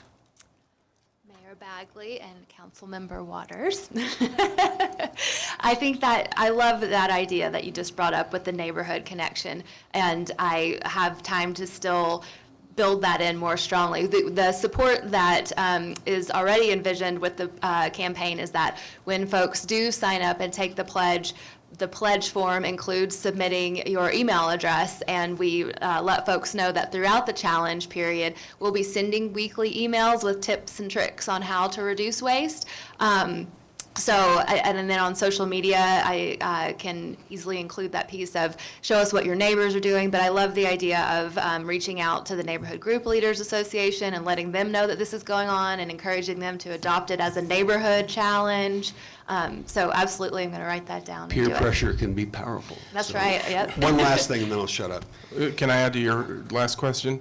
So one of the things that we did do in the last budget process is that Public Works did contribute a portion of the funding to our neighborhood outreach specialist, which is in community services. Sorry, I'm doing it too. Public Works did contribute 50% of a position to add to the capacity that we have in neighborhood services. And really the intent of that is to bring that relationship with neighborhood services closer to Public Works to partner on these types of projects so that we can get that type of information out through NGLA in their contacts. Thank you. Just one last, observation or question. I received from a young entrepreneur in our community a project summary for what he calls the anaerobic digester food waste project. I sent that, I think, maybe to Maria and to get out to you all. Did you get a copy of that? I didn't see that. Well, I'll send it a second time. So here's for what it's worth. In addition to the macro, both macro and micro efforts we heard about, this was just interesting. It came through at SRL. This is a project with a couple of, like I said, entrepreneurs in our community, that is a community scale diversion program that converts food waste to energy, right?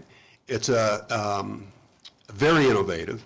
It's being installed on the Olin farm, so it's outside of our city limits.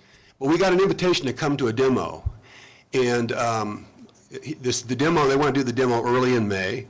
For whatever it's worth, I'll get it back out. It just seems to me it would be, especially given what we're talking about here, an interesting project to go take a look at. And somewhere in the scheme of things, if we have young entrepreneurs who are willing to invest their own talent in helping us move the dial on zero waste, we ought to find a way to support them, in small ways, financially or otherwise, to contribute to this effort. So, thank you. Thank you, Councilman Waters. I wanted to jump in just with a quick question on update. Several council meetings back, as we're talking about this, it's difficult to know how we're progressing if we haven't measured. Currently we don't track the amount of tonnage for trash, the amount of tonnage for, at least we do as a city, but our commercial haulers, our residential buildings, we've got data out there that we are not collecting. And so I remember that we as a council instructed staff to come up with some ideas on how to do that. And the reason I mentioned is I see one of the gentleman over here sitting in the audience is from EcoCycle, and they raised that question in my office over a year ago, and I said, you know what, that's a great idea. And so we acted on it, but I was curious, where are we at with staff? So we are collecting the data, and that's about the extent of it. However, the data are probably, the accuracy range of the data I would characterize as pretty low. Right, and so what can we do to increase that accuracy? Because the things that I had in mind were require commercial haulers to have a city permit, and part of that permit is you have to keep track of that stuff accurately. Well, in effect, we do that, but it is still comes down to what they report on their tickets. Many of the haulers are working inside and outside of the city limits. So they have you're relying on a driver to guess what's in and out of city limits for a lot of what they do, or to come and make collections and collect, right, between Boulder and here, and not know exactly what percentage of that actually is allocated to Longmont. So what you're telling me is it's a real world problem, and it's not as easily as just council just dictating it? So, really? I'm going to say, and this goes back to what Councilmember Waters was asking about, the data that are reported nationally for waste diversion and what's collected, if you actually start looking at the numbers, you'll hear things like 34% diversion in most communities. And then when you get beneath the hood, you have no idea what that really means. A lot of that now is organic waste, and with the opportunities to recycle more, a lot more now comes into play than what they've ever considered. So people are stuffing tree limbs and things like that into bins that they didn't before. So now you've got this whole volume that wasn't unaccounted for before. A lot of things that end up at our waste diversion center that we don't know if it came from a commercial entity or residential. It's really hard to track. I think there will be improvements in that. I do think that working this from the ground floor of good education, good opportunities, a good rate structure are the right things to do right now. But I do think that the benchmarking will get better as the data collection gets better. But I don't know all the answers to that. I do know that, for example, pay-as-you-throw will probably eventually evolve to that arm that picks up the container, actually weighing it, and then calculating a bill for a customer from that weight. That's when we'll really get to the full capacity of data collection. But until that point, I think there's a lot of subjectivity. So pushing this from the grassroots like we have in Longmont is really the best way right now to do that. But we will continue to evaluate opportunities to improve data and data collection. Great, thank you. Councilmember Finley? Thank you, Mayor Bagley. I just as a suggestion, thinking of the demographics of Longmont, not all seniors have computer capacity, and perhaps you might want to do some outreach to the seniors, either at the senior center or through the neighborhood groups is also a good idea. But also, the cost is a big deal to the seniors that I talk to, and I know that in those demographics, perhaps you could maybe even do a mailer, because they read their mail, that says, look at the money you can save if you reduce the size of your trash can. They don't know that. I mean, and if it were that simple and given to them in a way that they actually will see it, they're not going to go online. They don't even have a computer. So if you could do something like that, I think some of your numbers might increase as well. I told some 90-year-olds the other day that they really don't need their giant trash can. They should get the smaller one, and maybe they should just have it collected every other week. And, oh, can we do that? They had no idea. So if we could get that out, I think that would help your numbers. Councilmember Martin? Thank you, Mayor Bagley. I also have a human behavior kind of question, and this has to do with the size of the new compost cart in particular, as well as recycling, I think.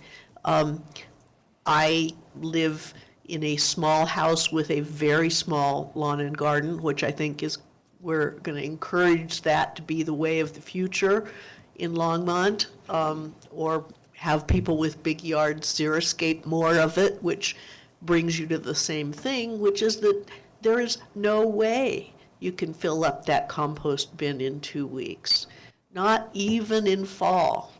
You know, maybe once 1 week when leaves fall, you could fill up at that great big bin.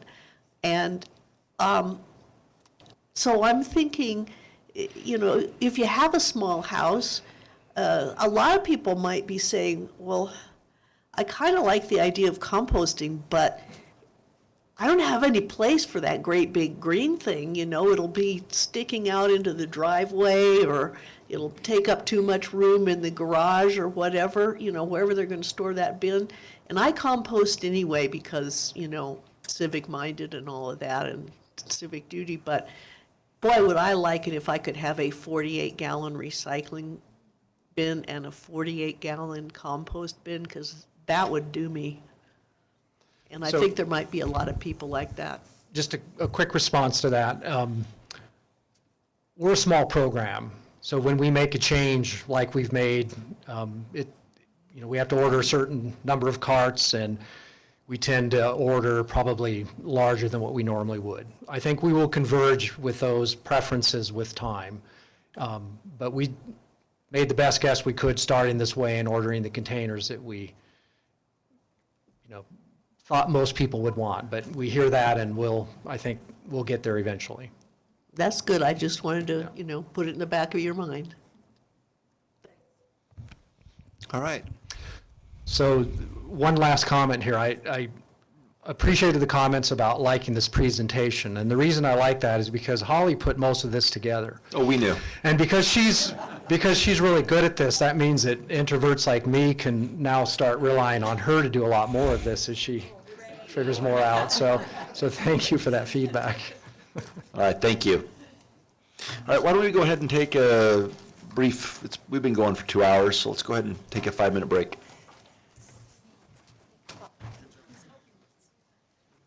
I'm getting old. My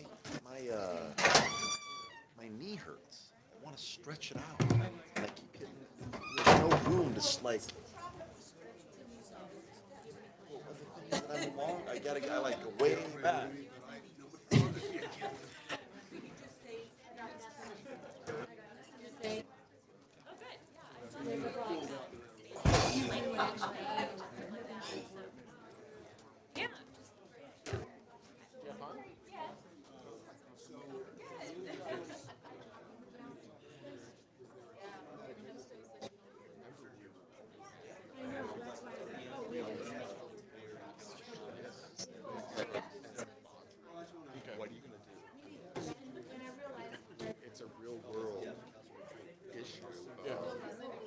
Well, and you know, this is how far out. A few years ago, I went to Texas Disposal Systems, and they were barely at the point where they had a barcode that the laser would read, and they would take a picture, but they didn't have the weight structure to figure it out. It is. I mean, but I still think we're 5 years out from that. Yeah. Yeah, I know.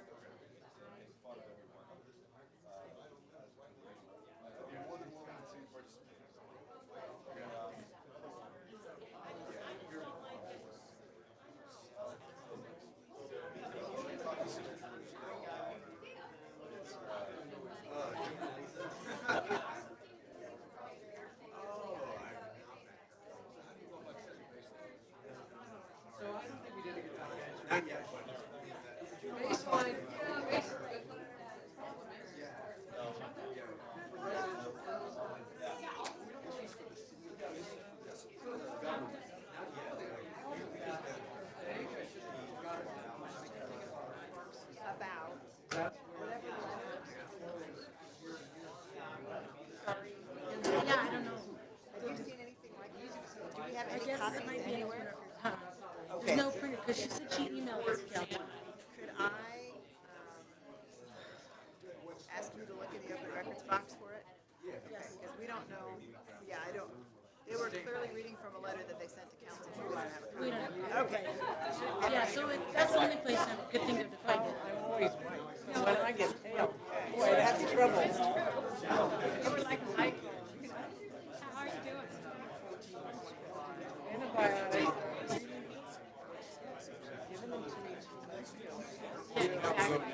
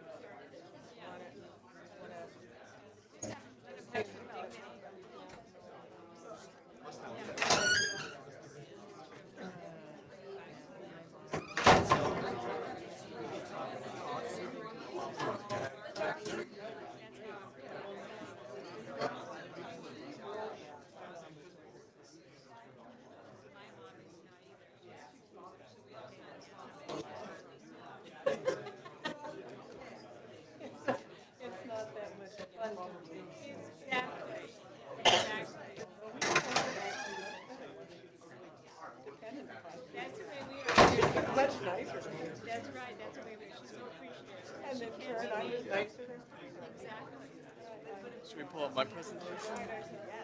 Okay. Nice, it's on the desktop. Oh, nice. So you can grab my shoulders and turn me at the appropriate moment.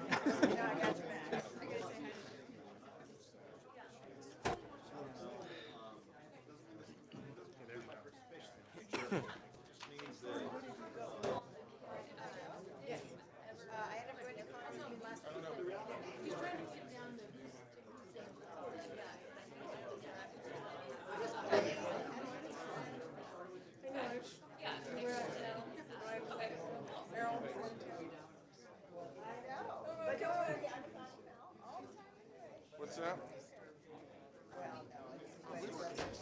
We were emailing on. No, others were. And Sending it to you're the only one who remembers.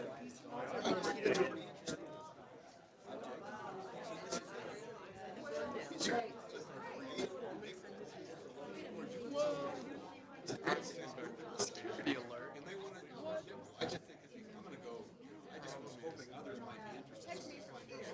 I guess, I didn't realize I had external content. That's kind of scary. I think it's because you linked to it. Personally, I didn't think Yeah, let's make sure that all the data is in. I don't know what it was for them. Oh, okay. That must have been just a falsy false. All right. Oh, jeez. Oh, jeez. I'm worried that I'm going to knock myself out.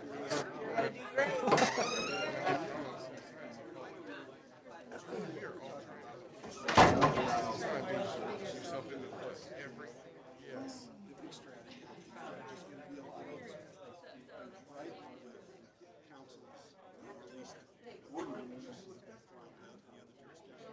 So maybe a starting process.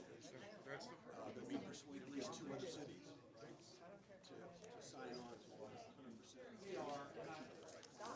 We're now, we're now starting. He's now starting. 3 innovative projects that are all about renewable energy, right, that are testing renewable energy solutions. Is a way to, for us, to do this, right? It's not Yep. Hey, it's got to be exciting when it's at 9:15 at night.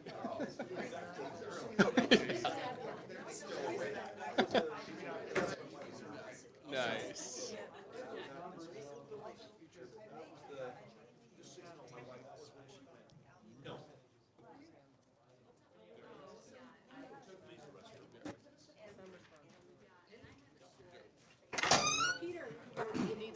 I'm a what? I mean, a little bit. Yeah, there's a little bit of nervousness.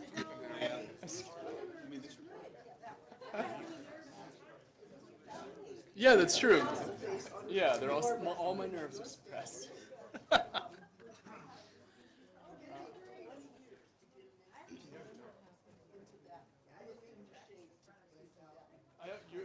It would have been a good idea, but I don't think I was ready at that time.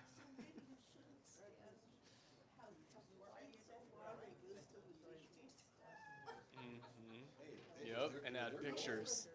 Which is a good tip. That was a good tip.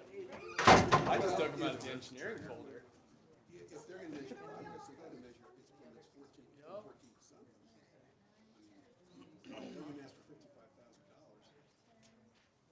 What's the return on that investment? 14 to 25. So I could ask it then, but I would, before I approved a $55,000 increase in budget, I would ask that question. I'll probably ask for a reiteration. The other thing is, as a candidate, trying to get run about things, and so the sustainability thing is one of those things that you got my head into. And there was a goal adopted in 2008. The city of Longmont would set baseline and set the example for the community in waste diversion. From 2008 to today, there's no baseline.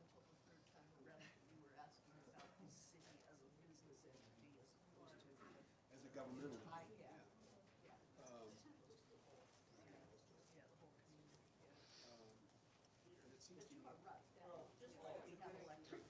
Either that or I'm going to forget my name.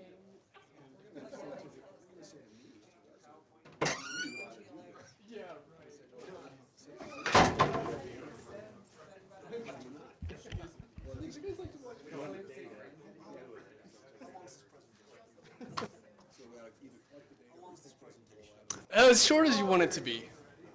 Yeah. I'm kidding. 15 minutes. One bullet point. Next time I will make one bullet point and follow through. Yeah, one giant bullet point. That was $6 million. That was classic. Like Yeah. that one bullet point. Yeah. All right, let's go ahead and get going again. That was a little longer than 5 minutes, but we cleared out the room. All right. All right. Good evening, Mayor Bagley and members of council. My name is Peter Gibbons. I am the flood recovery manager for the city. The purpose of my presentation tonight is to brief council on more than $56 million in FEMA and state disaster recovery grants for the 2013 and 2015 floods.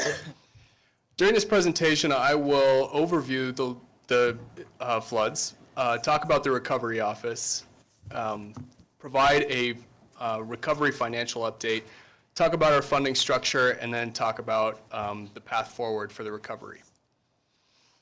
I hope I'm not pouring salt on any wounds here, but these are a couple images of the 2013 floods for those who either were not in the city during the time or who need a reminder of what we saw. The image in the top left is, I believe, taken from the top of the Martin Street Bridge looking at the Harvest Junction Shopping Center. The image on the lower right is from the Kanemoto Park area facing Missouri Avenue. As you can see, water is actually flowing over the street tops and pouring into the river.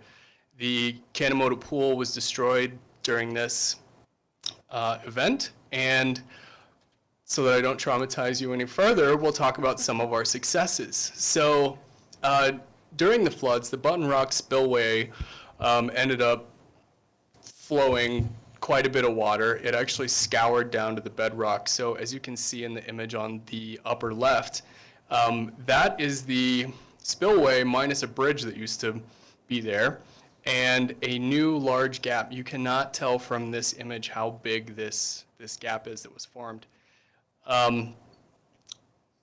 Over the last couple of years, we've been working on not only recovery projects, but finding funding for these recovery projects. This was a major success for our group, the Recovery Office, because we were able to secure funding for a bridge that actually was at risk of not being funded, in part because FEMA could not see or understand really the breadth of what we were talking about. So what we did was we took them there, and we showed them, and we had our obligation shortly thereafter. So the Recovery Office was created to administer more than $56 million in recovery grants. At the time in 2016, it was 55, but we've since increased the obligations by over $1 million. We're actually administering two floods, the 2013 and the 2015. The 2015 floods are the lesser known floods. It was actually a debris flood that was a result of the 2013 floods that caused about $1.4 million worth of damage in the city. So the Recovery Office is a specialized group focused on maximizing, and it's actually also a temporary group focused on maximizing grant compliance and recovery of funding. So we're also the interface for Longmont, for the city, to the state of Longmont and FEMA for the financial recovery. So we are working on everything from the proposals to the request for reimbursements to the final closeouts of our FEMA projects. So by teaming up with multiple city departments to make our projects FEMA ready, we've actually built a highly effective disaster recovery, making FEMA and state major partners for us. So currently we're a 5-person team, but we have points of contact throughout the city to help make our recovery more complete. So for the financial recovery update, as I mentioned before, we've expanded dollar amounts available for our recovery by more than $1 million since 2016. We have actually received more than $31 million in revenues since 2013. And we've made great progress toward closing out multiple projects and protecting the city from future funding losses. So the graph on the screen here shows kind of a steep incline in the way we've actually been able to receive our recovery. So as I mentioned, in the last year, we've recovered $13 million just just in 2017. So that's been a great success. The graph there shows pretty much up to our current date. 2018 will start to be added to this image soon. So this is just a summary table that shows what our total FEMA grant obligation amount is, which is $56 million. To date, we've received $31 million. There's approximately $25 million remaining. These numbers are difficult to pin down in some ways because our labor values, we're actually getting reimbursed for the time we spend on administering these grants. And those values make these numbers, once we get to the very end, will shift a little bit in our favor. Our construction completed project number is 37 out of 42, and Longmont has submitted 19 out of 42 for closeout with FEMA. These are incredibly complex documentation packages that we're actually building in such a way that we hope to insulate the city from future clawbacks from FEMA as the audit process occurs. So to overview the funding structure, the Recovery Office maintains our reimbursement requests on a fully up-to-date schedule. We actually are requesting money in return at the rate that we are expending work. So we are caught up to the bleeding edge of our construction activities versus our revenues. The recovery grant funding comes from 3 different places. So there's federal, state, and local match dollars involved. So, and I'll talk more about the percentages in just a moment, but a couple details that I would like to highlight for council is also that our last flood recovery project will complete construction, is scheduled to in late 2020, which means that the closeout of our last projects will happen into 2021. So this table that I believe I included in the council communication and also on the screen here shows that the 2013 and 2015 floods have a slightly different funding structure. FEMA funds 75% in both cases, but for the 2013 floods, the state of Colorado provides 12.5% as a match, and we provide 12.5% to those amounts. For the 2015 flood, the city provides 25 and FEMA provides 75. It's hard to explain why, but the structure of the funds changed, and the commitment from the state ended up changing just because of the complexity of the disasters. We actually track, the Recovery Office tracks very closely metrics across the board for the recovery, including the timelines for returns on the paperwork that we submit to the state and FEMA for reimbursement, for closeout, and what have you. So what this table shows is the number of days it takes for us from the time we submit something to the time we actually receive payment or a confirmation on the paperwork we've sent in. For reimbursements, we're seeing 30 to 60 days, which is actually one of the fastest turnarounds, just because we're combing our documentation packages for FEMA eligibility before they go out, rather than sending it out and having them review it in great detail. Our request for closeouts, we're seeing 180 to 250 day turnarounds from the state of Colorado. And for our project scope change requests, those vary greatly depending on priority and what we're able to actually get through the system, varying between, we're seeing 250 to 360 days per scope change request, which luckily at this point are becoming less and less frequent. So for the recovery path forward, we still have approximately 40% of our recovery ahead of us. A lot of this number speaks most directly to one of our largest projects, which is the RSVP, the Resilient Sane Brain Project. But our actual paperwork process for getting all of our projects closed out, including the disasters, is actually probably somewhere more in the 50 to 60% remaining range, just because of the complexity of the final closeouts. The Recovery Office staff will continue to support the process from beginning to end. So from every scope change to each of our expenses that we have to file with FEMA, all of the reimbursements. But we're shooting for and plan to achieve closeout of our entire disaster by the end of 2021. we'll open it up to questions. I don't see any questions. Well, Mayor Pro Tem Christensen. Thank you, Thank you, this is a very good presentation. I keep hearing this number floated around of we're still $58 million short of being able to finance the last chunk. So where does that fit in? Do I have the numbers right, or how does that fit into the last chunk of the river? So yeah, I mean, yes. So in general, when they're talking about that number, they're actually talking about what it takes for us to finish the Resilient St. Vrain project to Airport Road. That's different than this conversation. This is the conversation that's really focused on the amount of money that we get from FEMA in terms of what they've declared in the disaster. When Peter talks about the PAP program, where we said the majority of the money that's outstanding is really finishing the river project, that is the FEMA dollars that we moved into the river. And so for those members that weren't on council at the time, alternate procedures generally is what it's called. It was a new program for FEMA. And basically what they did is they went in and they looked at sandstone and they looked at all of these projects, and they gave us the ability to consolidate those projects into this one PAP project.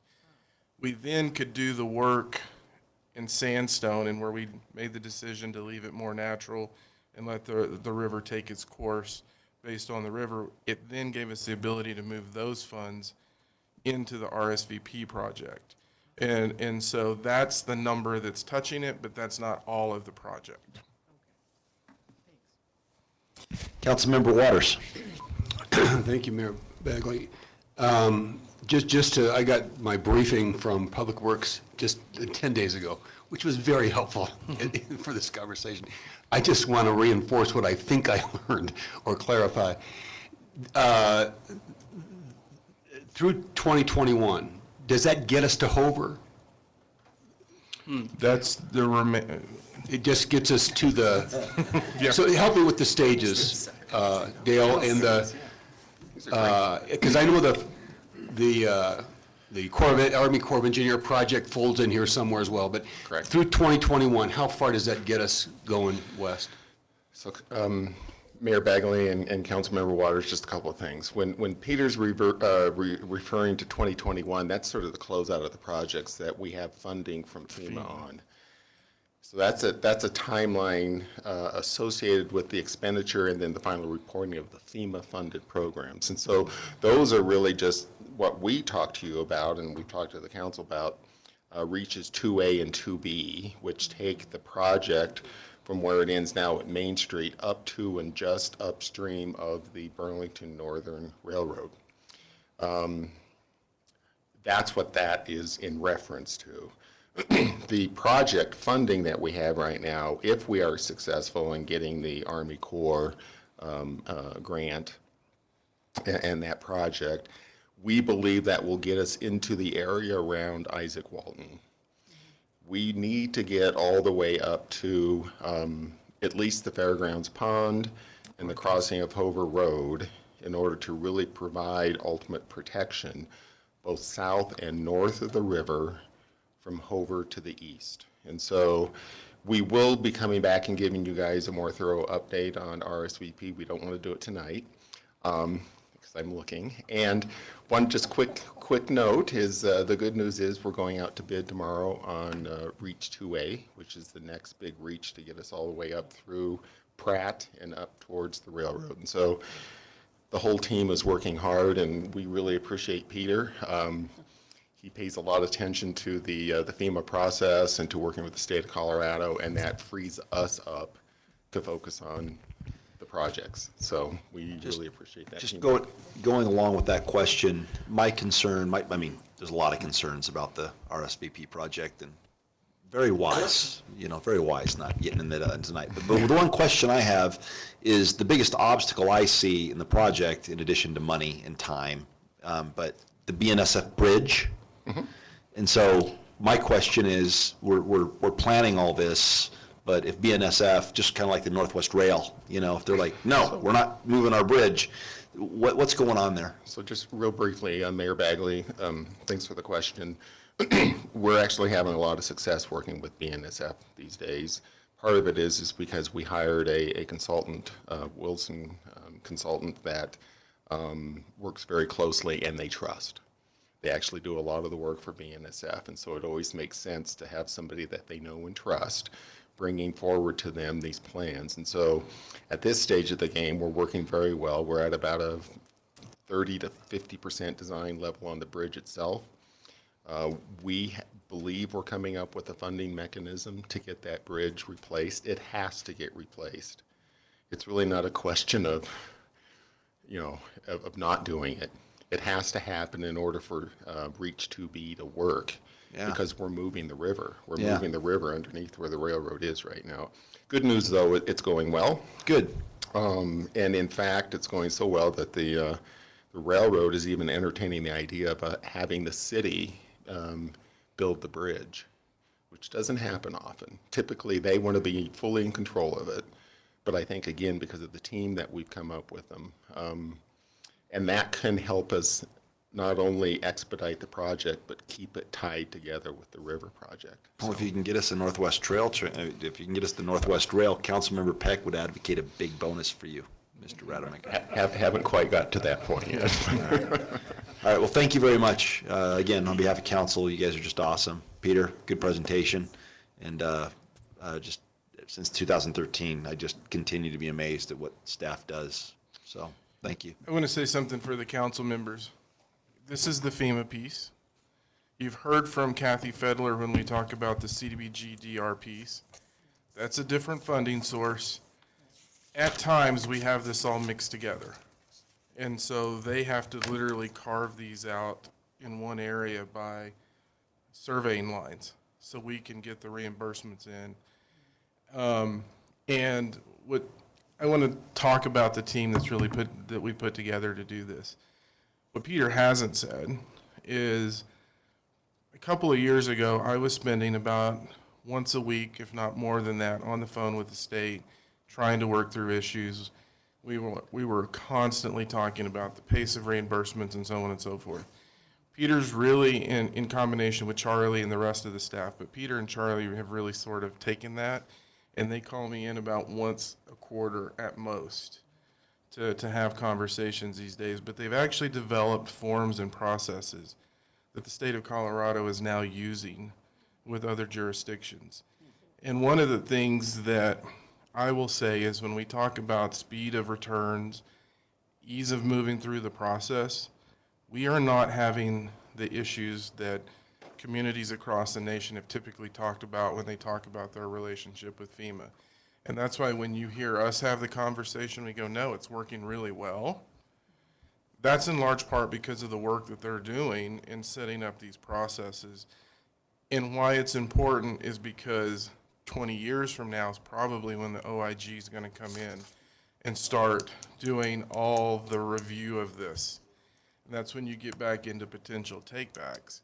And so the work we're doing now is securing us in the future, but they are doing an outstanding job and they're making our life easier. But the other thing that's really good is if Peter's there and it's a bunch of directors and it's myself and we're sitting there going, we want to do this, and they know it's not going to work and we're not going to get it through the process, they're beating their hands on the table saying, this isn't going to work, this is how we need to do it, and they're keeping us straight, which is also really good to have that in place so you don't make the mistakes that jeopardize the financial structure in the future. So I want, and Kathy's doing the same thing on the DR, and we haven't said this in a while, but the work that's happening is amazing and it's a tremendous value to the community, and I wanted to just say this while he was here because they're doing an outstanding job.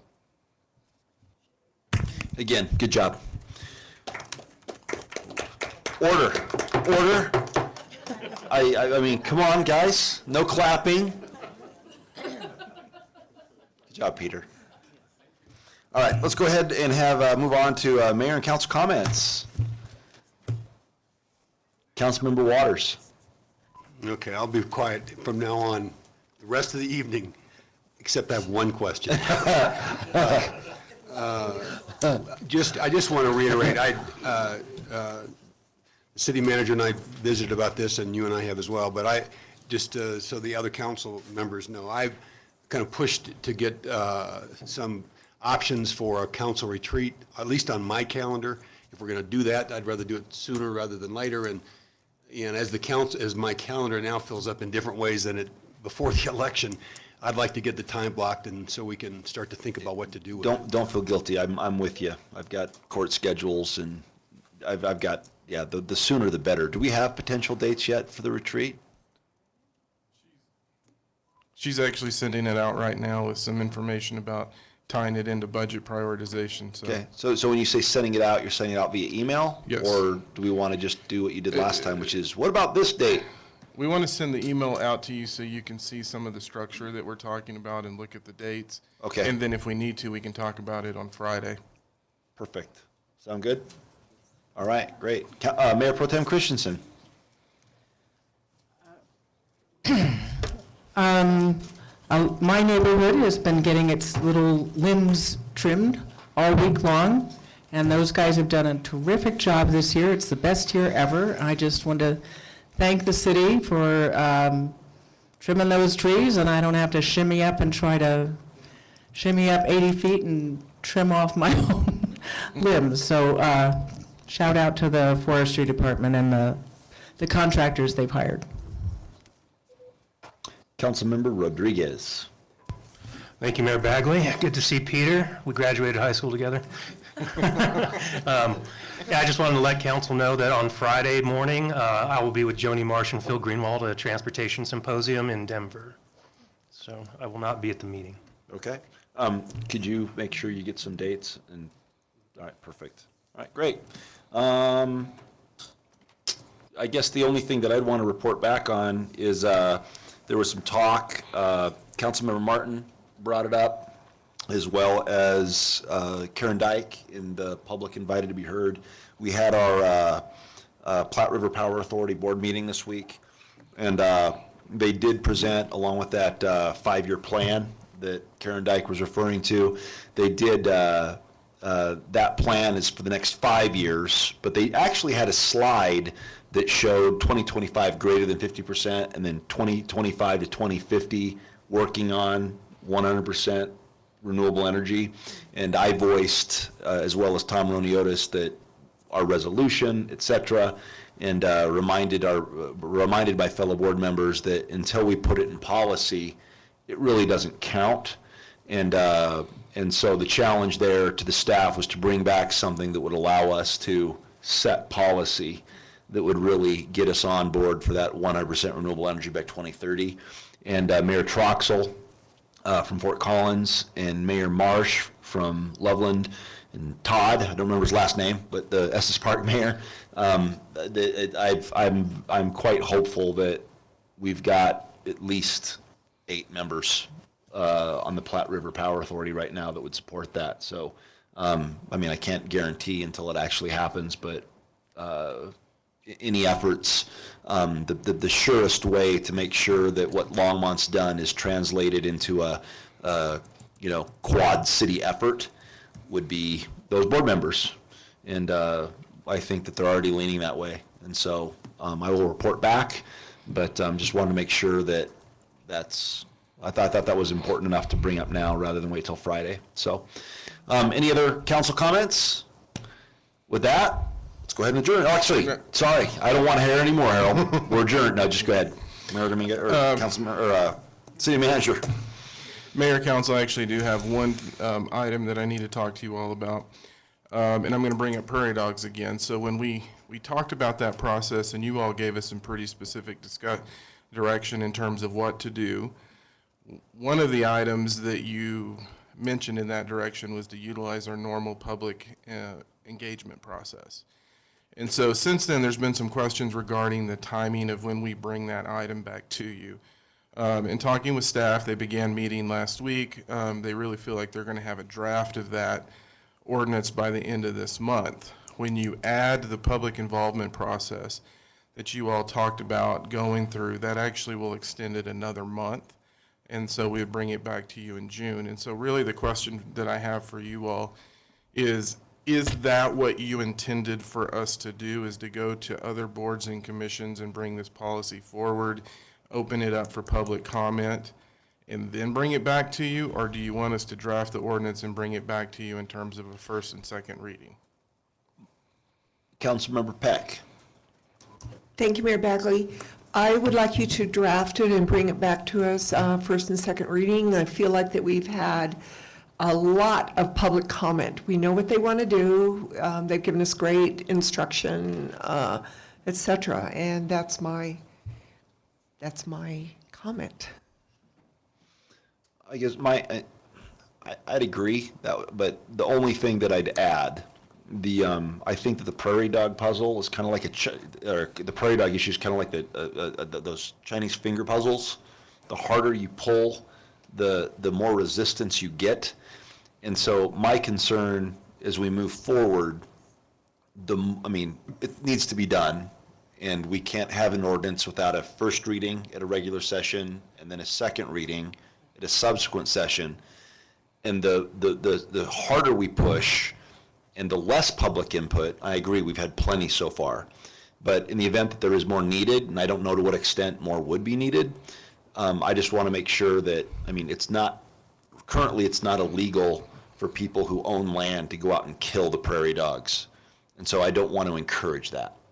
And so whatever we do, I just want to make sure that I don't want to give them an excuse to go out and just basically solve the prairie dog problem by killing all the prairie dogs, before we actually have the chance to vote on second reading for the ordinance.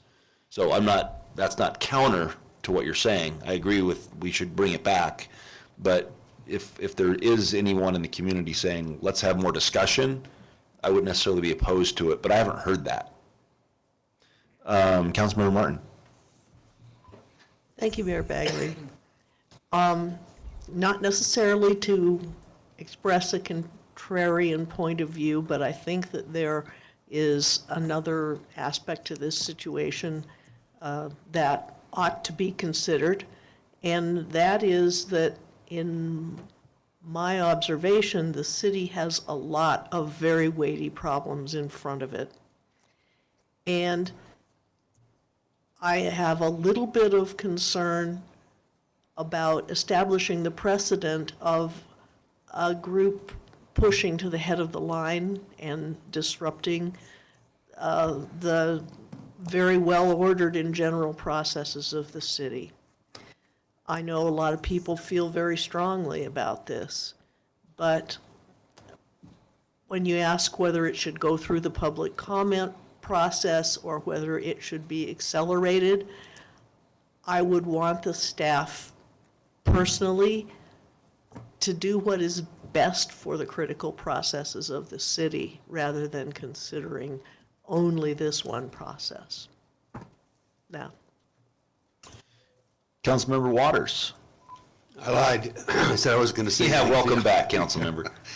I don't know if this is the equivalent of the Chinese finger puzzle, but, and I don't know that this is a case of the worst case making bad law, but I've always believed that the worst case makes bad law. And if this is worst case, then we ought to be mindful of process. So my question to you would be, what is more likely to lay this to rest, at least for the foreseeable future, in a way that is the most rational, inclusive, thoughtful approach? And if it is the typical public hearing process, public engagement process, in spite of the amount of input we've had, then my recommendation would be that we do what we think is going to lay this to rest and not let worst case drive us to make a bad policy decision.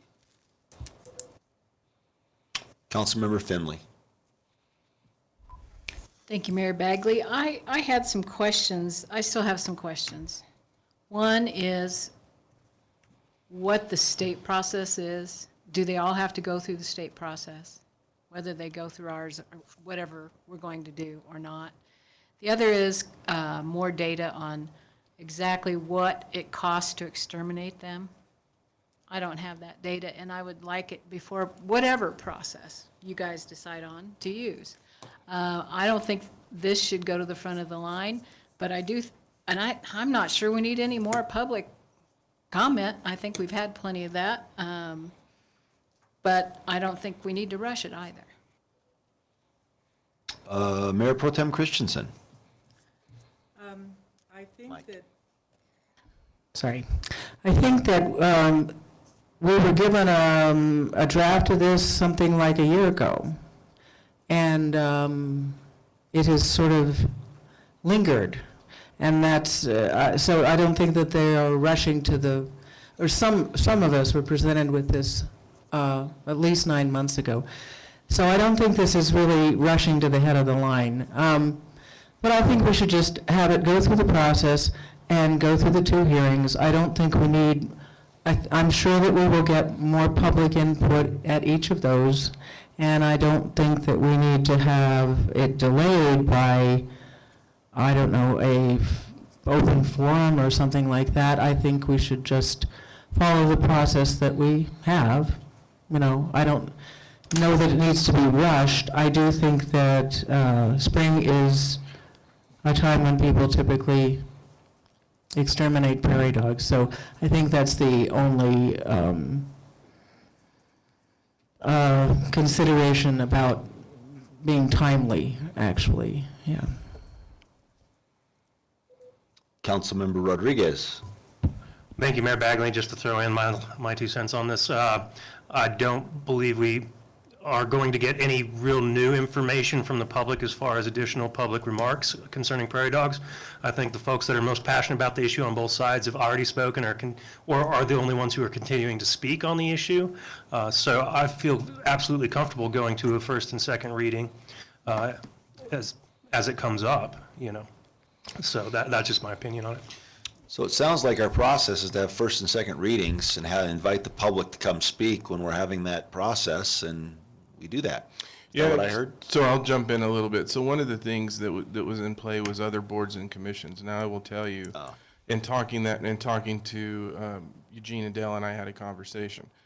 Some of your direction was pretty specific, and my comment was, with how specific the direction was, do we really want to take it to somebody if they can't change it? Because then are we wasting someone's time in that arena? I think what we'll look at is pulling it together, put it out for public comment for a week that we can get, and then we can bring it back to you, and that sort of accomplishes what we want to do in this process and does a little bit of both. Sounds great. May delay it a week or so, but it sort of gets that public input so that if there's something different in there we're not seeing, we don't get stuck bringing it to first reading, then have to come back and make other changes and do some of those other pieces.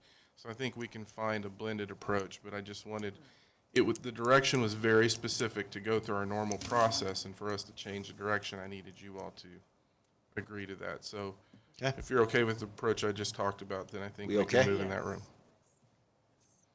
Yeah, you've got unanimous consensus. No, we do not. Council, we have almost consensus, but Councilmember Martin? Thank you, Mayor Bagley. I just want to remind everyone that although we have one really passionate group, we do have other stakeholders. So I think the city manager's idea of having a comment period, but not necessarily a full-on public hearing, is fair. Because if there are other stakeholders that are extremely inconvenienced by our very specific directions, then we should give a chance for them to speak. Yeah, I think the only thing we're not doing is going to the boards. That's the time saver in this. And we will have public invited to be heard at the first meeting, and then we will actually have public hearing. invited to be heard and a specific hearing for the second reading. Councilmember Peck. Thank you, Mayor Bagley. And just to reiterate, the information that Councilwoman Finley wanted, the data. Right. Okay, thanks. Now, I will say all of this is with a caveat, is we have some other really big things happening that may push this a little bit. And, you know, you've heard us talking about affordable housing, oil and gas, those types of things. That timing at times really pushes things, and we need to react quickly. So as long as we're going to move with expediency, but other things may come in that are more timely. We won't hold it against you. We hear you. City Attorney, do you want to show the city manager how it's done, please? Sure, Mayor. No comments. Thank you, Mr. May. We're adjourned.